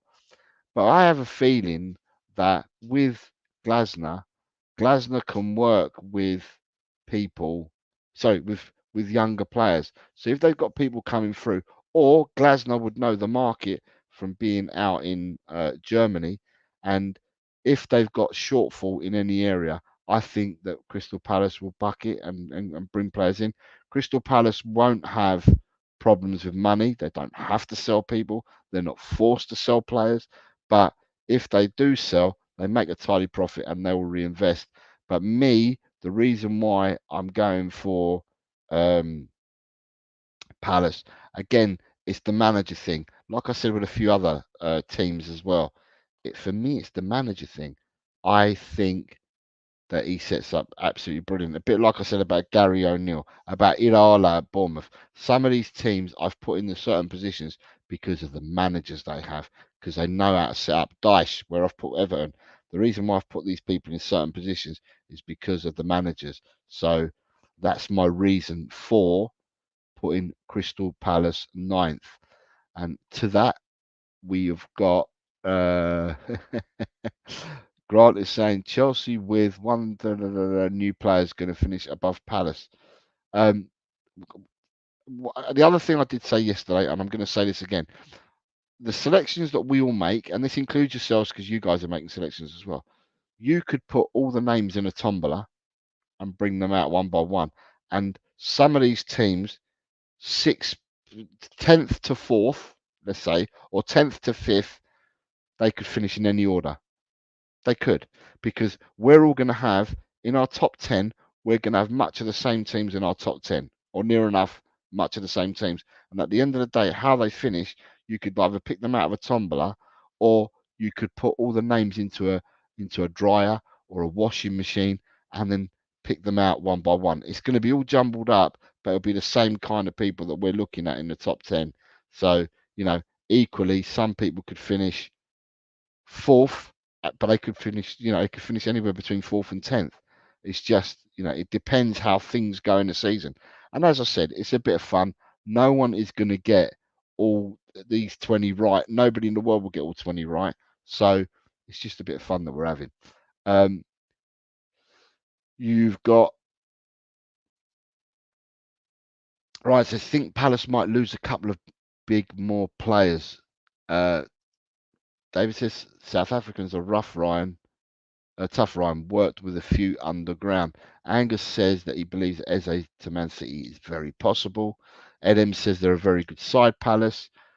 Daniel is saying 9th for Palace. So Daniel agrees with me, that's not bad. Leo can't see Eze leaving. Grant says, Jose, what's going on? Can tell this prediction is from a Chelsea show. No, I was invited as a guest onto a Chelsea show yesterday, a Chelsea channel, and they were doing these predictions. And live, I was asked the questions live of who I thought would finish where. And what I've done is I've kept the same predictions that I used yesterday for that show. I've kept them for today. But there's been a lot of movement in the market since I did the show yesterday. I think I did the show yesterday at 6 o'clock in the evening till 7:30 in the evening. But then later on, there's been movement, and today there's been movement in the market. Angus is saying if Palace sign Eddie Nketiah, that's a good signing for them. Finn says that I'm spot on with the formation and style of play that suits the players, and players like Kamada and Sarr are smart additions for them. Eze to sign for Spurs on deadline day, says Ronnie. That would be good. That would be good. But I don't like leaving it all too late. I did say earlier on Talk and Ball Show that I would like to see, instead of waiting for lastminute.com, I would like to see us just go out and get 2-3 more players and just bring them in that improve the team and the squad for now. So we've got competition in other areas as well as the pitch. But we'll see. Mateta was flying at the end of last season. Mateta's going nowhere. He played in the Olympics for France. He scored a few goals in that. Edem says it's like 3 diving in 1. Angus says, I'm interested to see where you put us on this list, Jose. Aren't we all interested? You're all right though, Angus, because we've got Liverpool in here, we've got Arsenal in here now, we've got Wolves in here, we've got Brighton in here, and at the end of the day, we've all said our reasoning and stuff like that, and no one's had a go at each other, which is good. The community is fine. Ryan G says, I thought he was an awful player until Glasner got hold of him. David Shear says we need a quality left back. Angus, is it 50 million up front? Is that the only for Champions League clubs for Eze? I think, to be honest, if someone gives the 60, I think they're at 68 million is what they're after, but 8 million of that's in add-ons. But I don't know how much of the 60 they won up front. There's a lot of conjecture. There's a lot of people think they know the score, and there's loads of different numbers coming out. I just think the only way we're going to find out is if someone does sign him. That's when we'll find out. Right, next one. Who do you guys think is finishing in 8th place? 8th place is what I'm looking for.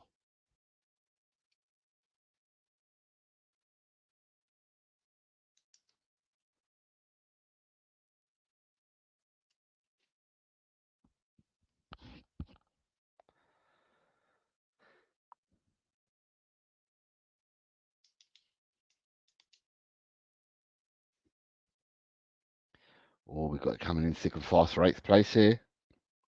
Right, we've got Adrian. Good evening again, Adrian. Adrian's back. Right, so we start with, we've got Lee. He says 8th and Ten Hag goes mid-season. Graham is 8th for West Ham.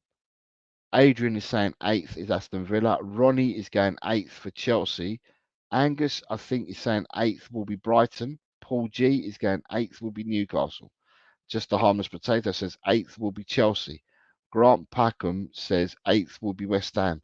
Ed is 8th for Newcastle. Side Dancer is going for Chelsea. Finn is going for West Ham. Ryan G is going for West Ham. 8th. Daniel is going 8th Newcastle. Right. And David Shears reminding people Tonali's back. So with the 8th, you've got a load of different, and this is what I'm saying, the washing machine effect.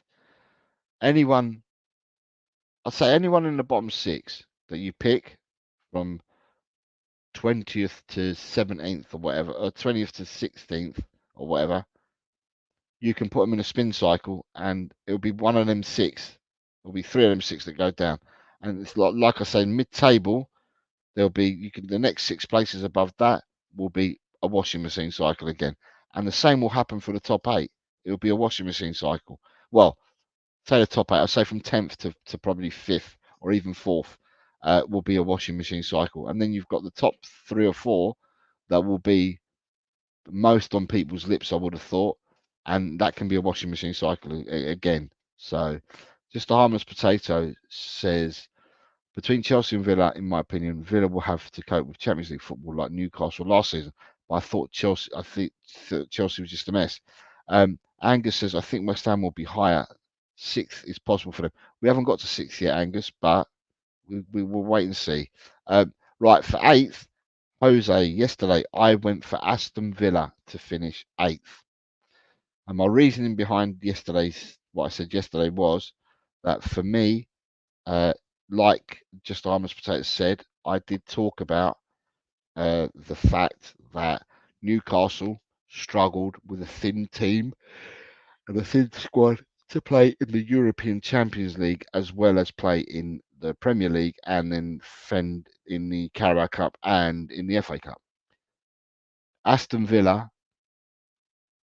let's not forget that some of these teams horse traded amongst each other, yeah? They did a lot of horse trading before the 30th of June in order to beat PSR and PFI and crap like that. Yeah, a lot of them did that, and Villa were one of those clubs that did that. But then Villa have gone out and bought a load of players. They had to sell, so they got £100 million or so in for 2 players, in Douglas Luiz and Diaby, right? And with that money, they've gone and bought in 8 players. I don't believe that the 8 players they bought in are quality. I just think that they've padded their squad out to give them more bodies to fight on all these fronts. I think that, and this is only opinion, I think that they're going to struggle playing in all the competitions, even with the players they've brought in. So that's the reason why I've gone for Villa to finish 8th. Again, manager-wise, I think Emery is an absolute magician and a master tactician. He's a really good manager. I think he was hard done by at Arsenal. And I did say this as well, exactly what I turned around and said on yesterday's Chelsea show. I said he was hard done by at Arsenal, but he's bounced back at Aston Villa. Aston Villa.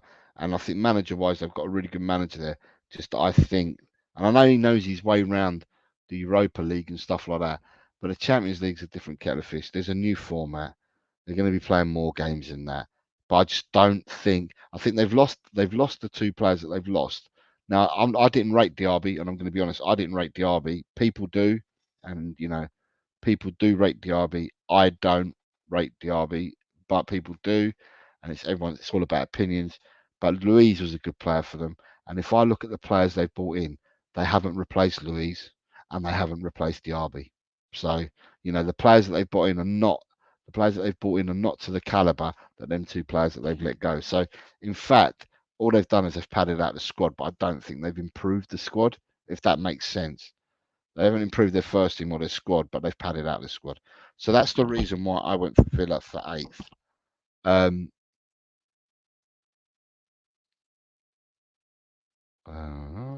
Let me just have a look.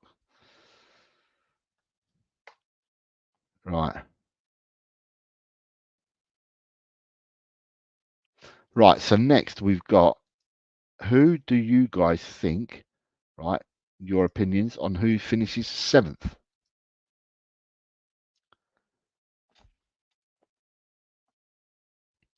Who's finishing 7th, people? 7th place for you guys.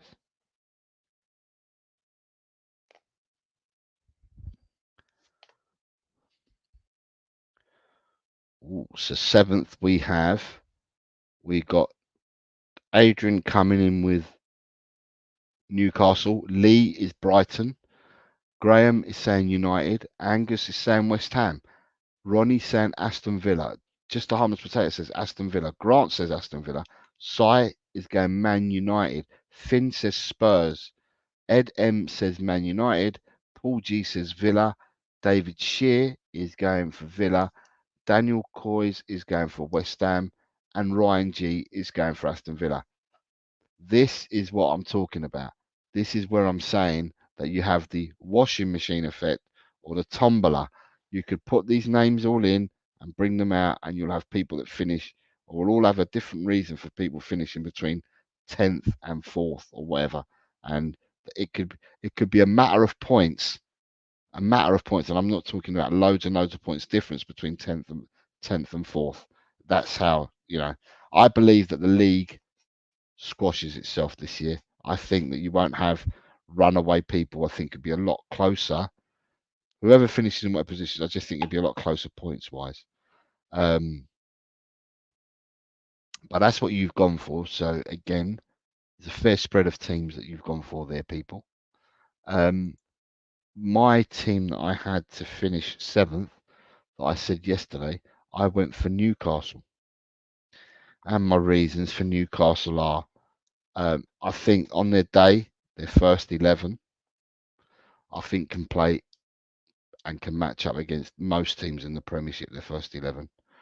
But with Newcastle, which is quite weird because they're probably richer than Man City, yet Newcastle can't operate.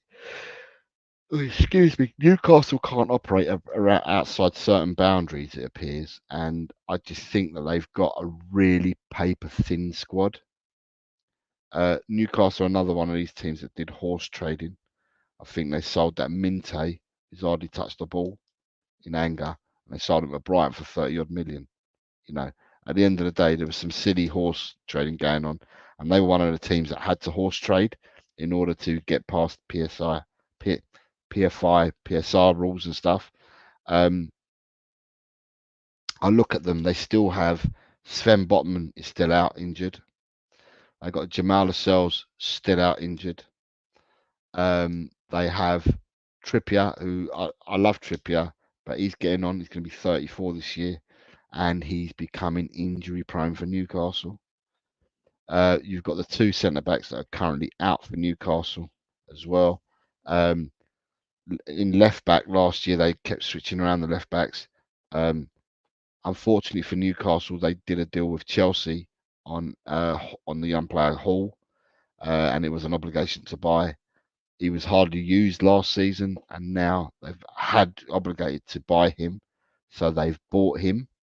And who do they put into centre back? Is it going to be Dan Burn? Does he cover left back and centre back for them?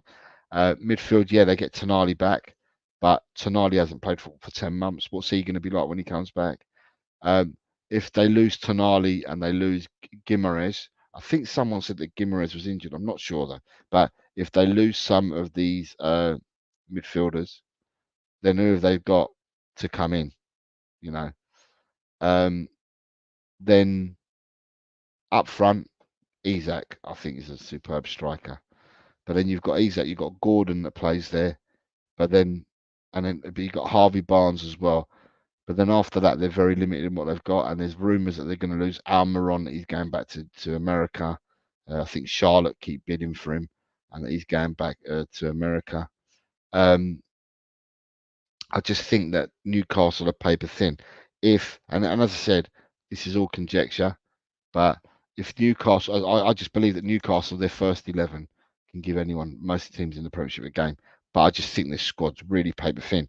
But equally, I've put Newcastle 7th, Aston Villa 8th, Palace 9th, West Ham 10th. Equally, they could all turn round. Yeah.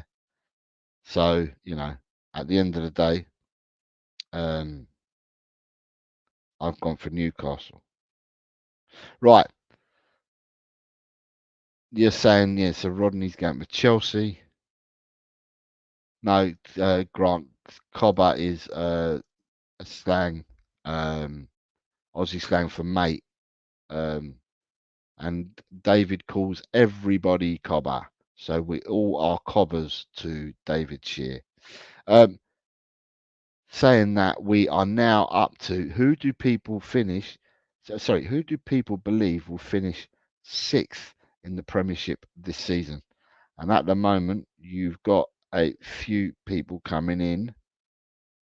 Right, Adrian is going 6th, Man United.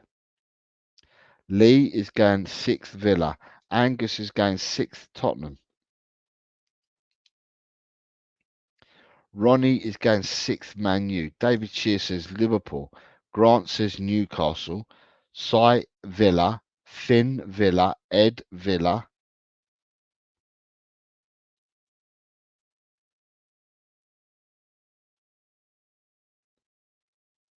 Lord Rodney Trotter is going for Villa. Just a harmless potato is going Newcastle. So you guys get to see where I'm coming from. I'm saying, like, you can put these people in a washing machine, and because it's the same kind of teams, but just in different orders, everything can change. Ryan saying Tottenham. Anyone else? That Daniel Coys, I think I'm waiting for him to come in.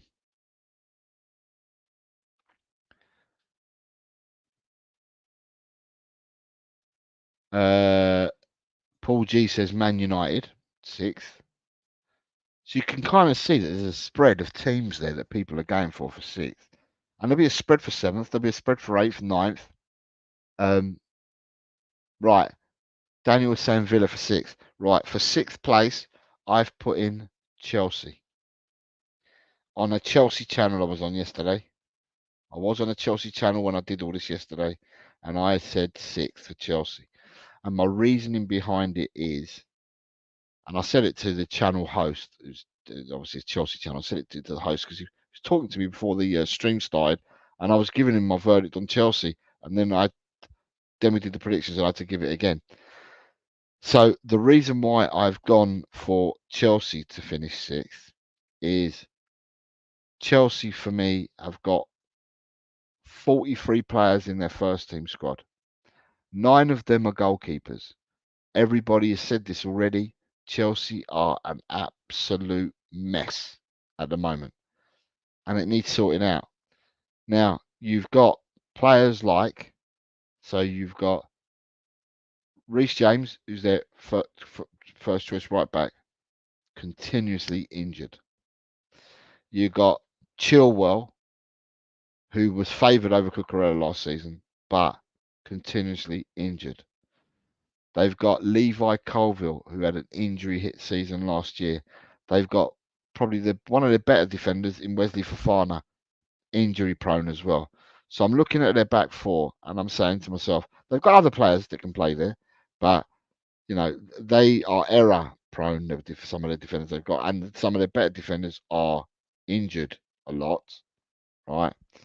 And then I look at their midfield and I think to myself, I can't believe that someone like Chalobah, and this shows you how they've come, how they act as a club. Chalobah is being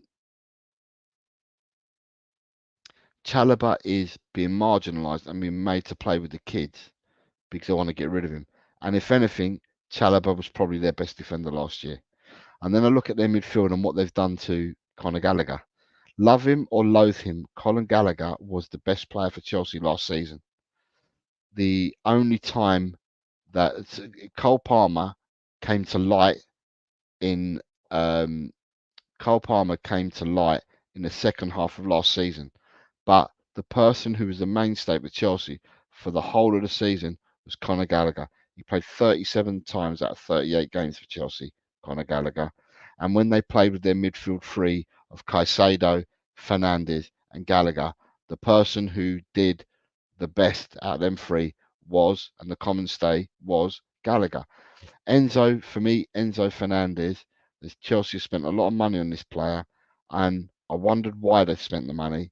I watched him last season, and Enzo Fernandez, for me, is possibly a really good player, but doesn't suit the Premiership. I think Enzo Fernandez could probably do a good job in Spain or in Italy. I don't think he suits the Premiership. You know, and at the end of the day, Caicedo, he didn't rip up trees either. Caicedo got better second half or the latter part of the second half of last season, but he was no great shakes for the first 2/3 of the season. And on the right wing, they've just bought Pedro Neto, who we all know is a fantastic player. He's a great player. Any team, I think Pedro Neto is £100 million player. If he had no injuries at all, he's £100 million player. But his injuries are his downfall. And Chelsea have now gone and bought him. And they've not bought him to go and be a reserve team player or a padded bench player. They've bought him in to be a first team starter. And that means he's going to be playing out on the right for Chelsea, which then takes out Noni Madueke. How does Madueke fit in if Neto is going to be the preferred right winger?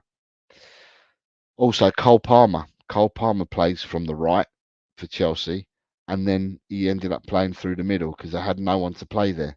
But if you take Cole Palmer away from the right and then put him down the middle because you're going to put Neto out on the right, then what does that do to Nkunku? Because Nkunku, for all intents and purposes, is a 10. He's not a striker. He's a 10. So he's got a lot of things to look at there. Out on the left, who'd you play? An out of form Sterling or an out of form Mudryk? So you've got, they've got decisions to make at Chelsea. Then it now looks like they're talking, or there's a lot of talk about Osimhen. How Chelsea can afford Osimhen with the other deals that they've done and stuff like that is beyond me. But I've given up caring. I think, and the other thing is you've got the Chelsea players are all saying that they're finding it really difficult to understand Maresca's tactics. And what makes me think about this is that these are professional players, so this is their profession. They get paid top dollar, for playing football, and it's their profession, right? And they're turning around and saying that they find it difficult under this manager. They're not understanding the system and the tactics he's asking them to play. So I think that, with all the upheaval that Chelsea have had, bringing in Bowley, it's Bowley and the people there, the cronies that he's got with him, have been the problem for Chelsea. They shat on Graham Potter from a great height. They then shat from a great height on Pochettino. And interestingly enough, out of the three managers, because they've now got Maresca, the person who got the longest contract is Maresca. They've given Maresca a 5-year contract. So they obviously believe in him, and you'd like to think that they're sticking with whatever plan that they may have. But Maresca's also another one who's unproven. He's one of Pep's disciples, but he's unproven. And I just think Chelsea could finish 6th if they get things right sooner rather than later. But equally, Chelsea could finish 10th.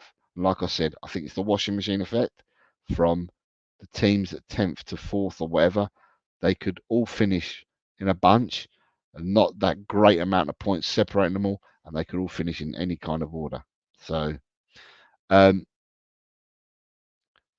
you're all talking to each other here, but Ryan's saying Neto can play on both sides. David Shear saying that's no good for a new coach. Jose Bowley, too much money, no common sense. Angus is saying Osimhen ain't going to Chelsea. He'd rather go to PSG. Ed M says the lad Chelsea bought, Gui, is looking good in pre-season. Yeah, he's a youngster and he's only 18. They bought him from Barca.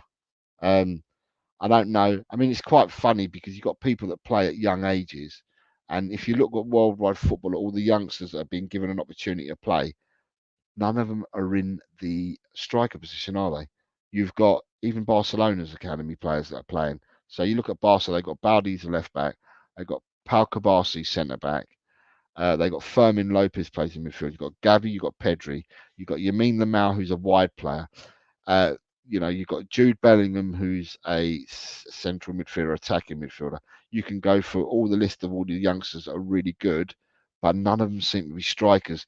Yeah, so Chelsea got Guiu that they bought from Barca, but I don't think that you give an 18-year-old a starting berth. Is all I'm going to say. So, what else you got here? Chelsea are copying what we've done with Arteta. Chelsea ain't copying what you've done, Angus. How can Chelsea be copying what you've done? You've never had 43 players in your squad. Do you know what I mean? What Chelsea are doing, yeah, Chelsea are playing, it's as if they're playing on a monopoly board.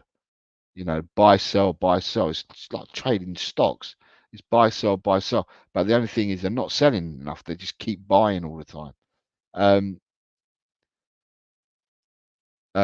Just like Mr. says, City are going to sign a 19-year-old striker according to Romano. Yeah, they're probably signing a 19-year-old striker, but I'm saying that they're not going to end up being starters, the youngsters. You get more youngsters probably get more starts in defence and midfield than what they do as a centre forward, is what I'm saying. Finn says, I think Neto will strengthen their forward line, but Enzo's the concern for me if I was a Chelsea fan. Neto's a concern as well because you've got to stay fit. So I think Adrian's jumping the gun because we're now going into 5th place. Yeah, so we're going to do it. So Adrian is coming in hot already. 5th, he's going for Chelsea. So what are you people saying for 5th? 5th place, please, people in the chat. And for those that haven't done so already, hitting the like button, don't half help. It'd be great if we could get the likes up. We have. So we got Adrian's coming in 5th with Chelsea.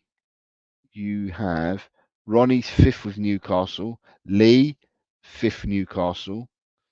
Graham, 5th Newcastle. Ryan, 5th Newcastle. Side dancer, 5th Spurs if we get a backup left back. And a Munster CDM CM top 4.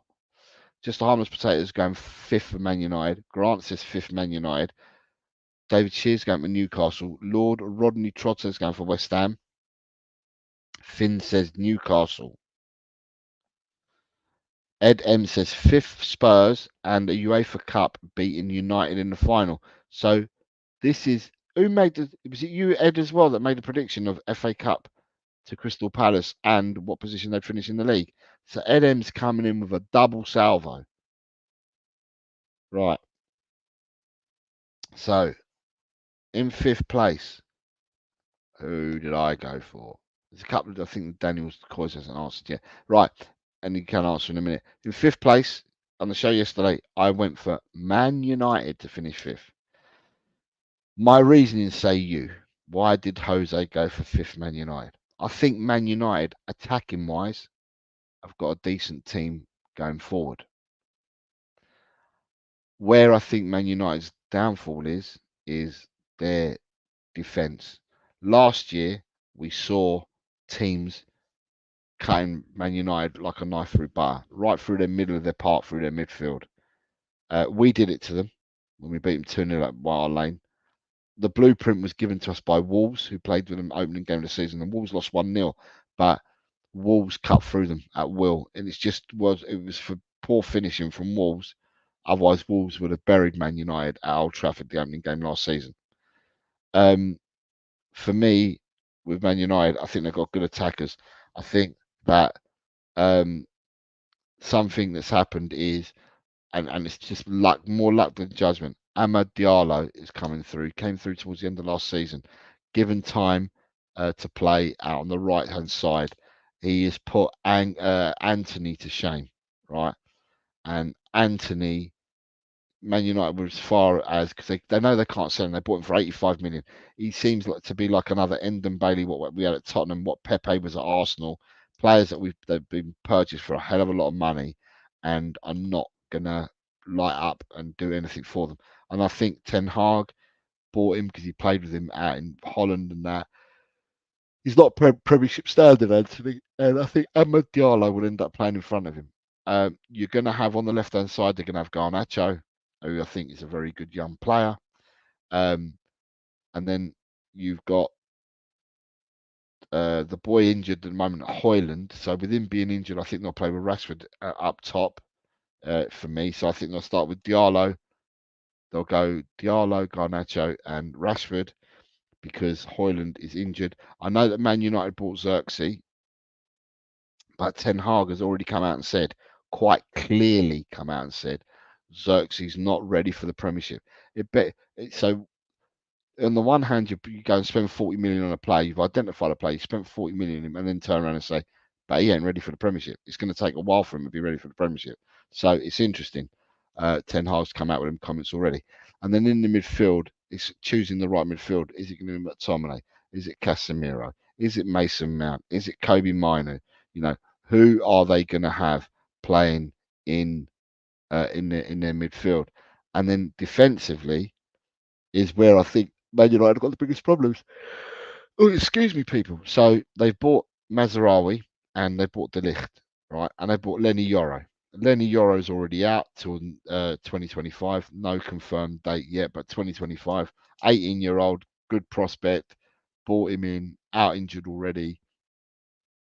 But then they've also bought Mazraoui and De Ligt. And people will turn around and say, well, De Ligt's a Rolls Royce of a defender. De Ligt and Mazraoui played well when they were at Ajax under Ten Hag 4 or 5 years ago. Then they got moves. So Mazraoui went to Bayern from Ajax and got injured. And since then Mazraoui's hardly played any football, and Bayern couldn't wait to get him off the books. Right? So you've got him coming to Man United, a player that's hardly played and is injury prone. Then you have De Ligt. De Ligt on his day when he was younger and when he played for Ajax looked absolute quality. Proper old school box defender, proper old school. He got his move to Juventus, and in 2 seasons at Juventus, he played less than 50% of the games for Juventus. Juventus couldn't wait to get rid of him and sold him to Bayern. In 2 seasons at Bayern, once more, De Ligt has played less than 50% of the games. So basically, Man United have spent money on 2 players that played for Ten Hag before, the same as Anthony did before. Anthony hasn't come out, smelling the roses. They've bought these two players, same as Onana. Onana played for him before Ajax as well. So he's basically buying players that he believes that he trusts in that played for him 5 years ago. And for me, I think that these players will be injury prone. And, you know, coupled with who else have Man United got? If they lose, excuse me, if they got the little Argentinian, they call him Licha, is what they call him, the little Argentinian that plays for him, that played for Ten Hag out in for Ajax as well, Lisandro Martinez, right? What happens if he gets injured? Who comes in and plays there? What if De Ligt gets injured? Who comes in and plays there? It's going to be Harry Maguire. Will it be Johnny Evans? Can't be Camboila because they've sold Camboila. He went to Spain, the youngster they had coming through. So who else are they going to look at? They're going to look at Lindelof, you know. So, you know, at the end of the day, I just think defensively, the downfall for Man United will be defensively. I think they've got enough in attack. Not sure if their midfield's going to stack up this season. There's talk about them signing Ugarte, but none of that's happened. But yeah, I've got to remember that there's still been a bit of weeks left of the window. So we'll wait and see what happens. But equally, from 5th to 10th, so Man United, Chelsea, Newcastle, Villa, Palace, West Ham, equally, the way that I've got them from 5th to 10th, all them teams could finish in any of them positions. Quite simply, the 10th could finish 5th. It's up and down, yeah. You've got, so if they are all fit, there'll be a better team this year for sure. Mazraoui is always injured. De Ligt is the Dutch Harry Maguire. Finn says, I think Man United will bounce back this season because they have Ten Hag they've got more quality in their team, although they already had some, but they had a lot of injuries last year. They've got injuries already as well. So if they all stay fit, they'll be a better team for this year for sure. Angus says, is the Ligt 25? I think he is. Lindelof is still there, Ryan. Angus is saying Maguire and Evans again will be glorious. Finn says, I agree that the depth is still an issue, but they have improved their first 11. I'm not sure they have.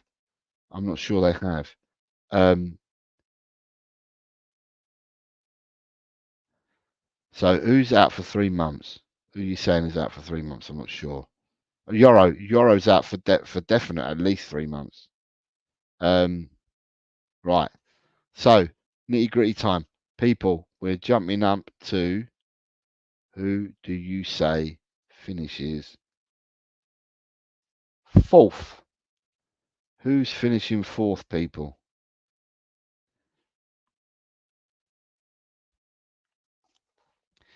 Give us a chance. Who's finishing 4th?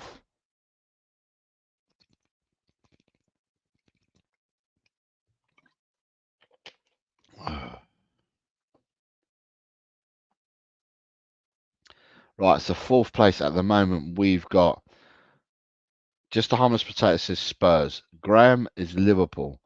Lee Spurs. Angus Villa. Ronnie Spurs. Ryan Manu. Finn Manu. Adrian Liverpool. David Shear Spurs.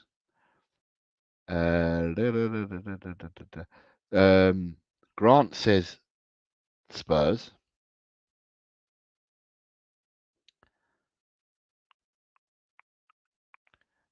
Anyone else? Anyone else for the top 4? Bite. Anyone else for top 4? Phil Coy says Spurs AM with Teddy Sheringham. Ed M says 4th Brighton. De Zerbi was holding them back. They've an excellent squad and no Europe. Lord Rodney Trotter says Spurs 4th. So Ed M, that was your surprise package. You said Brighton to finish 4th because De Zerbi was holding them back and they've got an excellent squad and no Europe. Is Ed M's reasoning for 4th for Brighton. Lord Rodney says Andrew's going to tweak them tactics this season. Grant is falling in love with Ed. Right, in 4th place, I've gone for Tottenham Hotspur. And my reasoning yesterday for 4th, right? And my reason I gave yesterday is that Angie's teams improve second season. They have less injuries. They improve everywhere he's been. Doesn't matter who the football teams are. It's everywhere he's been. I think the one thing is that we have not bought many players in. Well, we've got rid of a load of players. I think that gives us a compact squad at the moment. And I also think that having the benefit of being there for one season already, he now knows, or they know, the style and the way he wants and the tactics that he wants them to adopt and play, and they would have fine-tuned them and that. And he says that the fitness levels, because of a proper pre-season as well, are on point for the start of the season. And that's my thought process. And because the manager's been there for a year, and it gets some of these managers are managing teams for the first time, and I've got a whole. So the manager at Brighton, the manager at West Ham,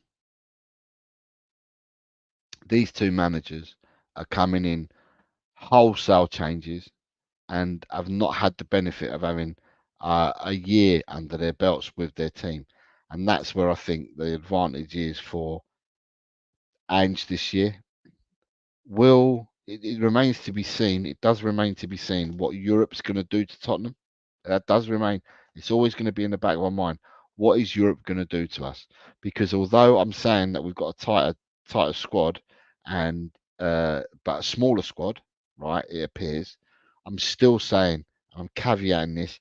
I've said 4th because of where we are at the moment, but I still believe that Tottenham could do with bringing another 2 or 3 players in before the season starts. Sorry, before the transfer window closes. We do need another 2 or 3 players, and we to bulk the squad up, but with quality players, people that will affect the first team. We need 2 or 3 more to come in because we've not got enough there. We need more. In my eyes, we need more.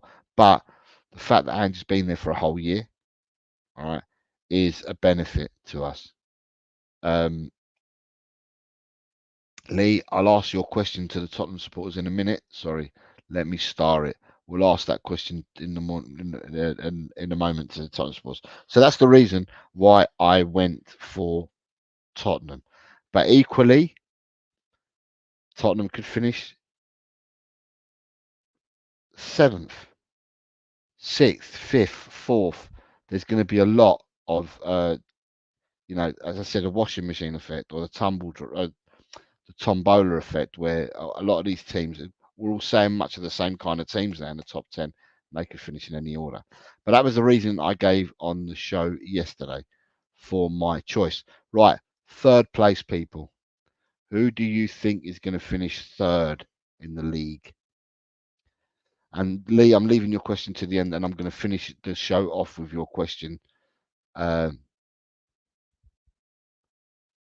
Angus has asked the question as well, so I better ask that one as well. But that's it. I don't want to ask any more than this because I've got to work tomorrow morning.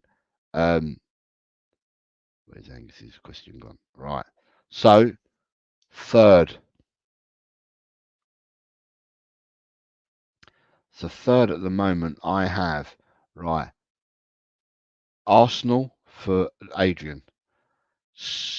Graham, 3rd, would be higher, but we're winning 3 other cups. Lee is going for Arsenal. Ryan has gone for Liverpool. Ronnie has gone for Arsenal. Angus is saying Liverpool. Just the harmless potato says Arsenal. Lord Rodney says Liverpool. Scott Collivat says Liverpool. Sai is saying Arsenal. Grant is saying Liverpool. Finn, Liverpool.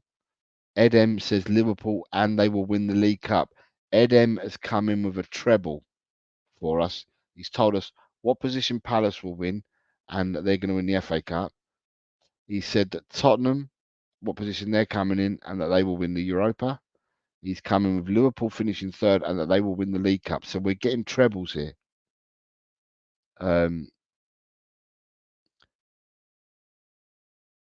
Right. And then Angus is saying, "You lot are hoping that we finish third, but it ain't gonna happen." You've got some people saying Arsenal third. You've got a few people saying Liverpool. Some people saying Tottenham. There's a whole load of difference in here. So at the end of the day, it is what it is. Right. What I went for yesterday, right? And again, this is like you guys. This is without having a crystal ball about who is going to be signed between now and the end of the season, who's going to go, who's going to be injured, anything like that. We're all doing this off the same sheet. And third place, I went for on the show yesterday.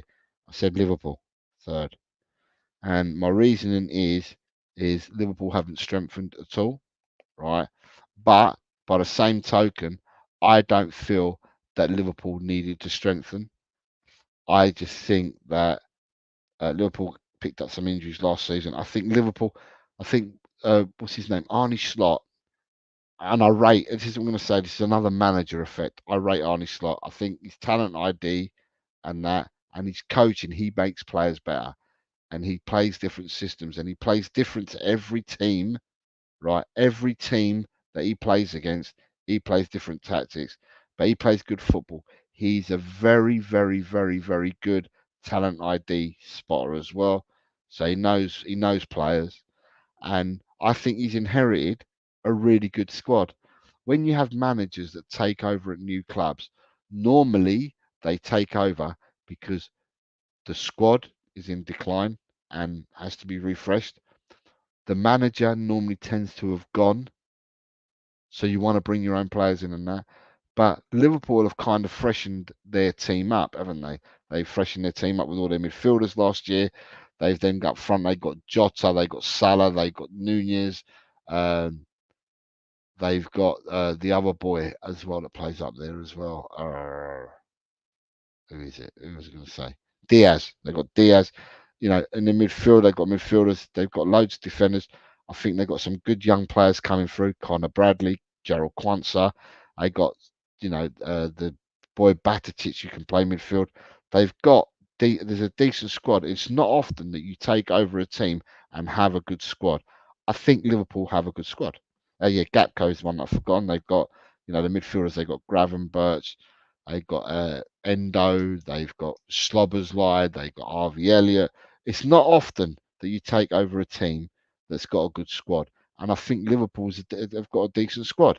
And, it remains to be seen whether he changes or he brings any more players in between now and the end of the window. But for me, Liverpool, third place, is what I've gone for the reasons I said. I think he's taking on a good squad.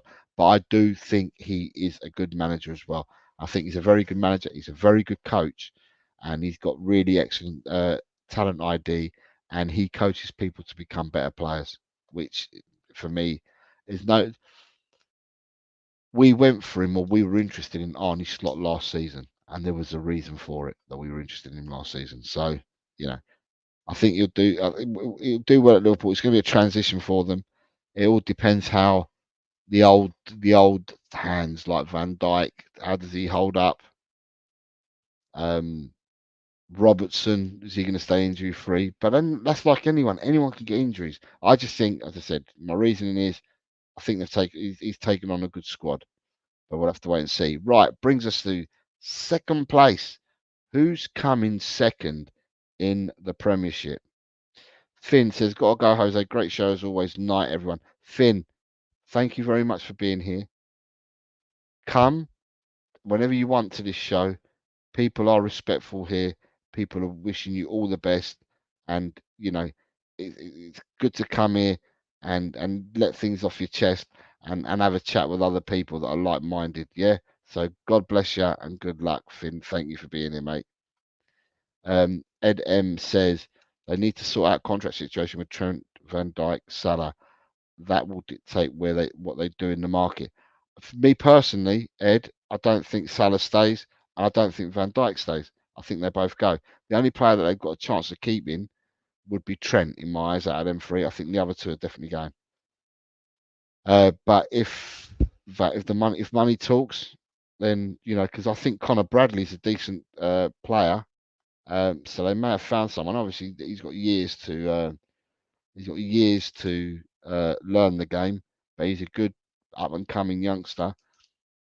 Don't know. Trent goes, they get 80 million for Trent. Sure that they would give it a good look. Right, second, Angus is going for Man City. Just a harmless potato has gone Man City. Ronnie has gone Man City. Ryan says Arsenal. Adrian says Spurs. Lord Trotter says Arsenal. Grant says Arsenal. Spurs. Graham says Arsenal. Sai says Liverpool and the FA Cup and the League Cup. So going for a treble. Sai. Lee says Liverpool second for all the reasons Jose said, but I don't will become in the top. I don't think we will cane it on 4 fronts this year. People are all saying good night to Finn. Yeah, thank you very much, Finn. Angus is saying Trent to Rail next summer. Ed M says second is Arsenal. I had City second, but I've changed my mind because I don't think Arsenal will sign a striker. Right. So, second show yesterday, I had Arsenal as second. My reasoning behind having Arsenal as second is I think they've made an excellent signing in Calafiori, right? So therefore, with Calafiori coming in and with the return of Urian Timber, Arsenal are pretty well sorted in at the back in defence. They could do with shaking up a thing or two because you got Tierney, you still got Zinchenko, and you still got Tomiyasu. And I don't think all three of them fit. I think one of them, if not two of them, could definitely go to bring Arsenal some readies. Calafiori, I think, with Arteta, he's got an important decision to make. Do you stick Calafiori in instead of Gabriel?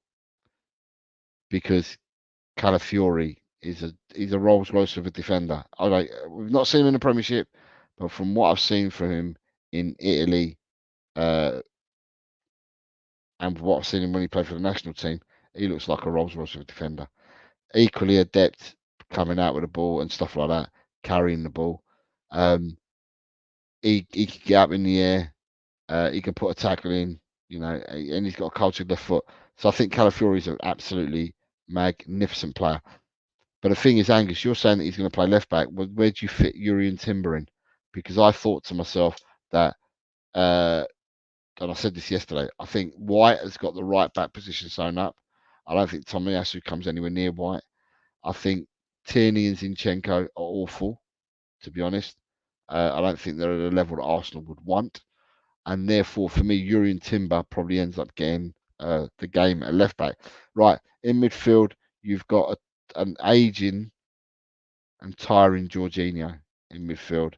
You've got a person that can't stay fit in Thomas Partey. And then the rest of your midfield, for me, picks itself. I don't think Fabio Vieira is that great, but the rest of the midfield picks itself. Up front, yeah, you've got Saka wide and you've got the other boy, Martinelli wide. You've got Trossard who can cover both of them positions. And then up front, you're playing with a false. It doesn't matter who you play up front, you're playing with a false nine, regardless of who you play up front, whether it's Havertz and whether it's Jesus. Now, I think last season, done really well. You scored, I think, 90 goals last year. You've done really well and it worked out. I think that teams this season are going to be a bit wiser to the false nine that Arsenal play. But, there's still a couple of weeks left on the window. And like I said, we're choosing this now. We're all having a go and choosing the top 20 now, or who's going to finish in what position. And for now, as things stand, I am going for Arsenal. And they were my reasons behind it yesterday when I was on the show, the Chelsea show yesterday. And the last but not least is who do people think will be the Premiership champions? Or at least at the start of the season, who do you think the champions will be? We've already got Adrian is saying that he thinks Arsenal. Arsenal. Adrian is saying Man City will come first. Angus is saying Arsenal will come first. Graham is saying it's a yawn, but City will come first. Sai is saying that Man City and they will win the Champions League, so they'll do the double. Ronnie is going for Liverpool. Brian G's Man City. David Shear is going for Tottenham. Ed M is saying Manchester City. Do we have any more? Yeah. Oh, no. I think Lee, did you say? Lee's saying big up to Ronnie. But he's saying also Man City. Grant says Man City. Lord Rodney Trotter says Man City by 1 point. Right. Yesterday on the show, obviously, I've gone for Man City, and I said that they would win the league. And the only reason why I don't think Man City have only bought in Savinho, but they've got rid of Alvarez. And this is where we're speaking, where I was yesterday. There is still 2.5 weeks left of the window. But City, for me, they've been. It gets boring. People, don't get me wrong, it's boring because City keep winning it every year. But they've been there, they've seen it, they've done it, and now to go over the line, they've worn the t-shirt. All the old cliches, they're there to be shot at, and every time that they're there to be shot at, they pull out more and more and more, and they just do it. They become a juggernaut, and they just do it. So legally, right? I'm going to say legally, I think that Man City could win the league. Or I think they'll win the league legally, but like I did say earlier, some people may stick. And then there were some people yesterday that were talking about sticking Man City 20th in the predictions. I was like, why are they doing that? And people were saying it because they believe that Manchester City are going to get done for their charges. So they're thinking ahead already, and they're saying, nah, Man City will get relegated. So whatever happens, they're going to finish 20th. And I did say at the start of the show, the interesting stat on Manchester City is Manchester City are odds on to win the Premiership legally, odds on to win the Premiership, but their odds for relegation are already 8-1 with the bookies. Now, someone that's odds on to win the Premiership would probably be about 5,000-1 to be relegated. But no, the bookies have already got Man City at 8-1. Absolute madness. Absolute madness. So they're covering themselves already, the bookies, because they're thinking that something could well happen to Manchester City. You got Dave Shear says 150 maybe this season. Don't hold your breath. Grant says they turn up when they need to. Angus says that they've got an aging squad. And LM says can't wait to see Savio in the Premier League. He's going to tear it up. I've not seen much of Savio, so it'd be interesting to see. Ronnie says Liverpool under Slot will cook. Yeah, it's a shame about Oscar Bob. Yeah, I thought Oscar Bob would have been one of the players that would have shown up. Him, Rico Lewis, McAtee in midfield, who to me has looked really good in pre-season. Youngster, but he's looked really good. They got the winger, Micah, something that plays on the wing for them as well. They got some youngsters who I think are good players. You've got Ryan says, Ryan says, Doku will be better this year as well, in my opinion. Do you know what, Ryan? I'm going to be honest with you. I'm going to turn around and say I would not be shocked. I would not be shocked if he is awful again, because I didn't rate him when he came in anyway. Graham says he's got to go. Jose, work tomorrow. See you for the predictions. The show tomorrow is at 3:30 tomorrow, Graham. I'm starting it a bit earlier because it's the first one of the season. So yeah, 3:30 tomorrow, we will run the predictions. Nico O'Reilly looks good for Man City as well. And that's also being shared by Ryan. He might be the player that I'm getting confused with, the tall player in midfield. Oh, Micah Hamill, has he gone? He's gone to Middlesbrough. Okay, I didn't realise that, Ed. Thanks for letting me know. I don't trust Liverpool centre backs though. Konate was injured. Quansah a talent, but not there yet, in my opinion. I don't even know their fourth centre back. So you got Joe Gomez, Quansah, Konate, Van Dijk are the four defenders that they've got. Right. So that was our things. Now, before I go to ask, there's two questions that we've been asked by Lee and Angus, and we're going to answer them. But before I answer them, I wanted to share with you quite quickly, for the people that haven't done so already, that tomorrow is the beginning of the league, right? And with the league starting tomorrow, right, we've got three competitions. There's a live show tomorrow at 3:30 where I do the predictions league, the way that we did it every last year, where we do the show, we put up each fixture, people in the chat tell me what the score would be, I write it down, put it on a spreadsheet, and then do it all manually, which is a load of hard work, but I'm going to do that again this year. The only thing is I won't be chasing people through WhatsApp groups, so the only way that you can leave your scores for the fixtures is by either being live on the show, or when the show finishes, leaving your fixtures in the comments at the end of the stream. You go back to the stream and you leave your comments there. That's the only way that I'm doing it. So that's competition number one. Competition number two is Premier League football. Predict the football, and this is a mini league. And you go to that link there, or you go type in this, or you go onto my community page, and on my community page I've got the link and I've also got the code. And if you enter it, predict the football. I think someone joined tonight while we were live. Yeah, I've now got 36 people there. So someone joined while we were live.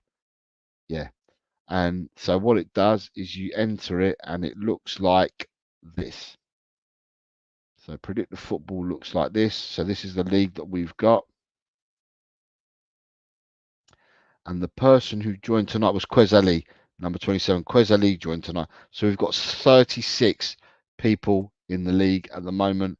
And this league is quite easy. So what you end up doing is, and I'll show you quickly. So what happens is every week, this site will email you and say, time to do your predictions. And once you've done your predictions, when the scores are finally done, it will send you an email to tell you how you've done. And with this, the beauty of it is you can enter your predictions. It's quite easy. It's an up and down arrow. You enter your predictions and they'll stick. You can change any prediction you want as long as the kickoff hasn't started. You can change anything you want. So if you see, like today, we had a round of managers talking about the upcoming games, and then they tell you about the injuries. If you realise that the team's going to be injured and they're going to be without some players, you might want to change the score that you predicted. So even though I've gone for 2-1 Man United to start off with, Man United could have loads of injuries, and then I think to myself, do you know, I actually think Fulham have got a chance of winning that. I've changed it to 1-2. So you can always change your scores before the game starts. And like I said, with that, it's on my community page as well. And with that, we currently have 36 people in that league. Right. Now, the other one that we've got Fantasy Premier League. So the FPL. I'm doing the FPL this year. Again, I've started a new league for LTL Cockerel, and the code is there as well to enter. So basically what you do with that is you enter the fantasy football league. You pick your team. Right, so you pick your team. You can have 15 players that you can pick. You can pick 3 players maximum from any one team. You get 100 million to spend, and you must have 2 goalkeepers. You must have 5 defenders. You must have 5 midfielders, and you must have 3 attackers, right? And once you've picked your team, you can then go in and once you've selected your 15, you can pick your team and you can change your formation. It's up to you how you want to do it. but you must have a minimum of 3 defenders playing. So here I've set up with a 4-3-3, but quite equally I could go into a 3-4-3. I can go into a 3-5-2. I can go into a 5-4-1. Sorry, 5-9. So I can go into a 5-3-1. I can go into a 4-4-2, 4-5-1. It's up to you. It's your choice how you select your team to line up. And underneath that, you've got every game week and what the fixtures are for that week. And it tells you what the game time is. So game week 1, it's saying that you must have selected your team by 6:30 in the evening, because the first game is at 8 o'clock. So by doing this, you're more than welcome to enter. Once you've picked your team, you go into leagues and cups. You go to create or join a new league, join a league cup, join an invitational league. That's where you put your code in. When you put your code in, it takes you straight into the Airtel Cockerel League. And the Airtel Cockerel League is got quite a few people in it. At the moment, we have 1, 2, 3, 4, 5, 6, 7, 8, 9, 10, 11, 12, 13, 14, 15, 16, 17, 18, 19, 20. 21, 22, 23, 24, 25, 26, 27, 28, 29, 30, 31, 32, 33, 34, 35, 36, 37, 38, 39, 40, 41, 42, 43, 44, 45, 46, 47, 48, 49, 50. There's about 50 in that league already in the fantasy. So, yeah, it's well worth you guys joining. So they're the 3 competitions that we'll have running this year. What you just joined? You joined the FPL and you joined the predictions? It'd be good if you joined both. Right, Lee has asked a question. So this is for all the Tottenham people that are still in here, right? For the Tottenham supporters that are still here, it says, question, would you prioritise Europe or the Premiership? So what would you guys do? This is a question from Lee. And he's saying, would you prioritise Europe or the Premiership? So what say the Tottenham supporters here in the chat? Would you prioritise the Premiership or the league? I think at the end of the day, in my eyes, everyone wants to finish as high up as they can in the Premiership. But at Tottenham, we are starved of a trophy. So it depends what eggs are you going to put in what basket. What trophy do you think you got the best chance of achieving? Now, with that, you don't know what your best chance is until draws are made, because winning any trophy, and it doesn't matter what trophy you win, winning any trophy, you've got to have a bit of luck. Then you've got to have a bit of luck on the way. So, whether yeah, but I think, Ryan, I understand the Europa is a trophy and that gets you Champions League, but for me, it's about, I think we've been starved of trophies. So for the end of the day, it's about plotting and thinking to yourself, which is our best avenue of getting a trophy? Is it the Europa? Is it the FA Cup? Is it the Carabao Cup? Is it the league? Whichever one it may be, you just got to make sure that you put your energies. But there's always going to be luck with absolutely anything that you win. To win a trophy, you have to have had some luck along the way. That's my response to that. And just a harmless potato says, hard to say. I'd love to win a cup, but at the same time, we have to play in Europe again next season. Scott Colliver says, we will not be good enough to prioritise any competition. And Lord Rodney says, I would want us to prioritise the Europa League and win it. That will qualify us for the Champions League and win a trophy. But we all know that won't happen. So the Premier League, I want the Europa League, but it's just not going to happen, unfortunately. You've got, who's that here? Yeah, so that's what the answer is to that from the people that are answering it, and you've got my answer. And then you've got one question come in from Angus, and he says, in your opinion, who has been the best signing of the transfer window in the Premier League this summer? The window hasn't shut yet is going to be my answer. The window hasn't shut yet. Roddy says Prem, but we are winning the Europa League. I just know we are, and I hope to see you down the high road partying. Fair play to you, Ronnie. Fair play to you. Who do I see as the best signing of the summer?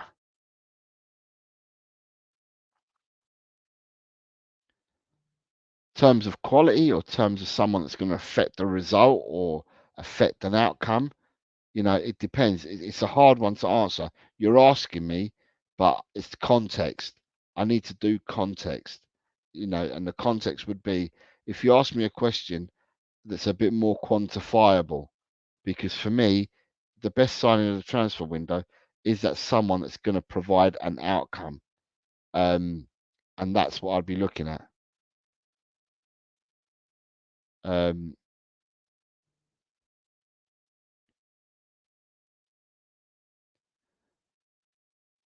you've got Ed Emson, the best signing is Savio and Rodrigo Gomez.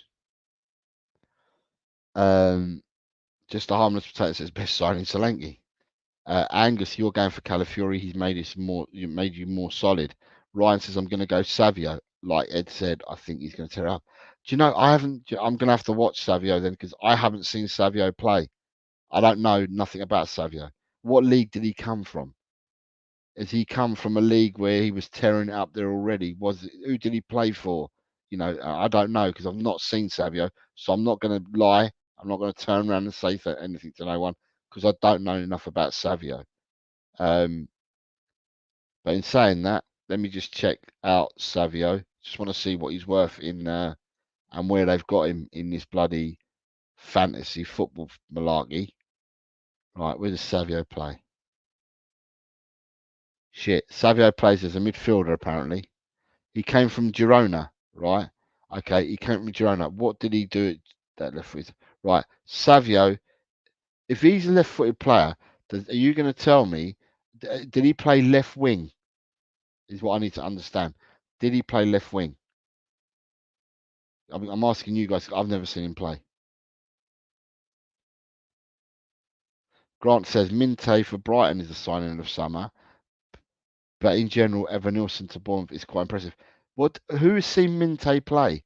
Minte didn't play any minutes for Newcastle. Who's seen Minte play? He might be coming with a lot of hype, but who's actually seen him play? I'm not sure. Evan Nilsson for Bournemouth is quite impressive. Plays on the left and right Savio. Yeah, but what I'm saying though, Grant, is where did he play for Girona? Did he play left wing for Girona? Yeah, Ryan, you're saying he plays off both, but where did he play for Girona is what I'm asking mainly. Because at the end of the day, right, you're talking about Savio coming in, and I know it's a squad game, right? But they got Jeremy Doku that plays on the left, and they have Bernardo Silva that plays on the right, amongst others, right? And if you're going to tell me in the 10 as well, right, you got Foden that plays there, right? Then you got De Bruyne that plays all of them positions. You got Grealish that's going to play out in one of them wide positions. You got Kovacevic. Well, Kovacevic is a midfielder, isn't he? So to me, Savio, I'd have to wait and see what he's like. But in saying that, what I'm going to say to you, if you lot rate Savio so much in the Fantasy Premier League, Savio's only 6.5 million. He's 6.5 million. He's the same price as Rodrigo. Rodrigo was 6.5 million. Is 6.5 million. Bernardo Silva is 6.5 million. Doku is 6.5 million. So it's down to you guys to choose who you want. So Minte actually played for Feyenoord, did he? Okay, fair enough. See, I haven't seen Minte play. I'm just going by. There was a lot of hype about him. I've never seen him play. I didn't even know he was at Feyenoord. I just thought he's a boy that Newcastle had in their ranks, youngster, sold him for horse trading money to Brighton. But yeah, if he's played for Feyenoord, then obviously he's played first in football. Scott says best signing could be Füllkrug. Scott, you missed what I said earlier on Füllkrug. On Füllkrug, I said that he has only had one good season, and that was last year at Dortmund, and that Füllkrug, the defenders in the Premiership, they don't give you room to move at all. They're on your back. They're on you straight away. And so for me, my thoughts are is, will he be able to handle playing against Premiership defenders? Because they don't give you a chance. They bully you. They don't give you a chance. But someone like him could like the hustle and bustle. Right? I mean, there's no doubt that he might like the hustle and bustle. But if you're having the hustle and bustle and you're getting beaten all the time to the ball, or you're getting nudged, you're getting knocked, and that, Füllkrug also comes across the kind of person that will lose his rag. So, but it remains to be seen. At the end of the day, West Ham has signed him. Good luck to West Ham. Grant says, if we signed Hummels, I may change my mind. Jose, the season before at Bremen, Füllkrug scored even more goals than last season. For me, he's a journeyman striker. I need to be proven wrong. I mean, just how much percent, we've all got opinions, and that's what it's about. It really is just about opinions. And my opinion is, although I'm not down what you're saying, but my opinion is he's a journeyman striker. So, Angus, if you get Gyökeres, what about if we got Gyökeres? At the end of the day, it's all if buts, and well, to me, it's all bit if buts and two washes in the whirlwind at the moment, because nobody knows exactly where and what's going to happen between now and the start of the transfer window. Just Thomas Potato says, well, that is actually fact. I'm not saying it's not fact, just Armour's Potato. I'm agreeing. I've agreed with what you're saying, but I'm turning around and saying that, at the end of the day, for me, he's been a journeyman striker. What's he, 31 now? So what's he done for 11 years? What's he done for 13 years? The people do say that one swallow doesn't make a summer. So at the end of the day, we'll have to wait and see. I mean, the beauty of it is, just Harman's Potato, is that the season starts tomorrow, and from tomorrow onwards, we're going to have 38 weeks of the season where we get to see all these players for the first time, or they're going to have their first seasons in the Premiership, and we're going to see what they're about, and we're going to see what they're going to be doing. So, I'm looking forward to watching everyone in the Premiership, and yeah, it won't be no different. I don't just watch Tottenham; I do watch other teams. So. Yeah. Best signing would be Grant Packham to LTL Cockerell for one show loan. So what's the score? Grant, you're going to have to tell me when I meet you next on the football pitch. What's the score? You got the bug or something? You want to be a YouTuber now? Have you got the bug just because you've watched my show and you see how nice the community is? Yeah, I'll have a chat with you when we're at football. You can let me know. But yeah, that's where we are with that. So yeah, so please, people, if you want, because I'm gonna log off. It's a late one. How long have we been going for? We've been going for a while. We have been going for a while. So yeah, still got 36 people in Predict the Prem. If people want to join these competitions, they are free of charge. You can find the details on the community page for LTL Cockerell on how to join both. Tomorrow is the start of the season. I have a show tomorrow at 3:30 in the afternoon to do the predictions. You're more than welcome to come and do these predictions and do the show. Come on the show tomorrow. A lot of you people did it last year. Yeah, a lot of you prepared all this last year and did this last year and absolutely enjoyed it. I'm not looking to have. I don't think we're going to have 119 people like we had in the league last year off the bat straight away in the league. But got to start from somewhere, so we will need to start tomorrow, and we'll see how we got on. What's it? Grant saying this is prepping me for my 5 night shifts coming up. I try and stay up as late as possible. Wow, madness. Yeah, I don't usually, well, on a Thursday night, the Mop Up Show that I do usually starts at 10. But tonight I thought I'd do one at 10:30. I didn't know. I didn't even check to see who else was on that. I just thought I'd do it at 10:30 for tonight. But yeah, the mop-up show will be every Thursday, but it'll probably go back to 10 o'clock in the evening. I tried to do one in the evening, Grant. The reason why I try to do it is because you can catch the North Americans because they're 6-7 hours behind us. but then you can also catch the Australians because they're 7, 8, 9 hours in front of us. The Indians are, it's a bad time for the Indians because the Indians are 5.5 hours ahead of us.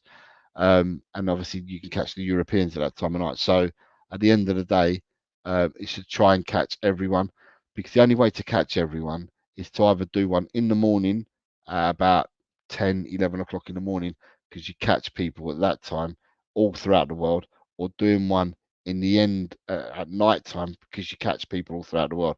So it's trying to give everybody who is a member, or everybody who is a subscriber, giving them an opportunity of seeing the shows. So I have to switch it around a bit. So tomorrow's show is 3:30 in the afternoon. Predictions starts tomorrow. Then I'm doing a show for definite on Monday, and I think I've set it out for 10:15, and that will be for the reaction for whatever the score will be with Leicester and Tottenham. And I might do one on Sunday evening, my time, just catching up with what people's thoughts are for the first 9 games of the Premiership, because we know that we play 10th, right?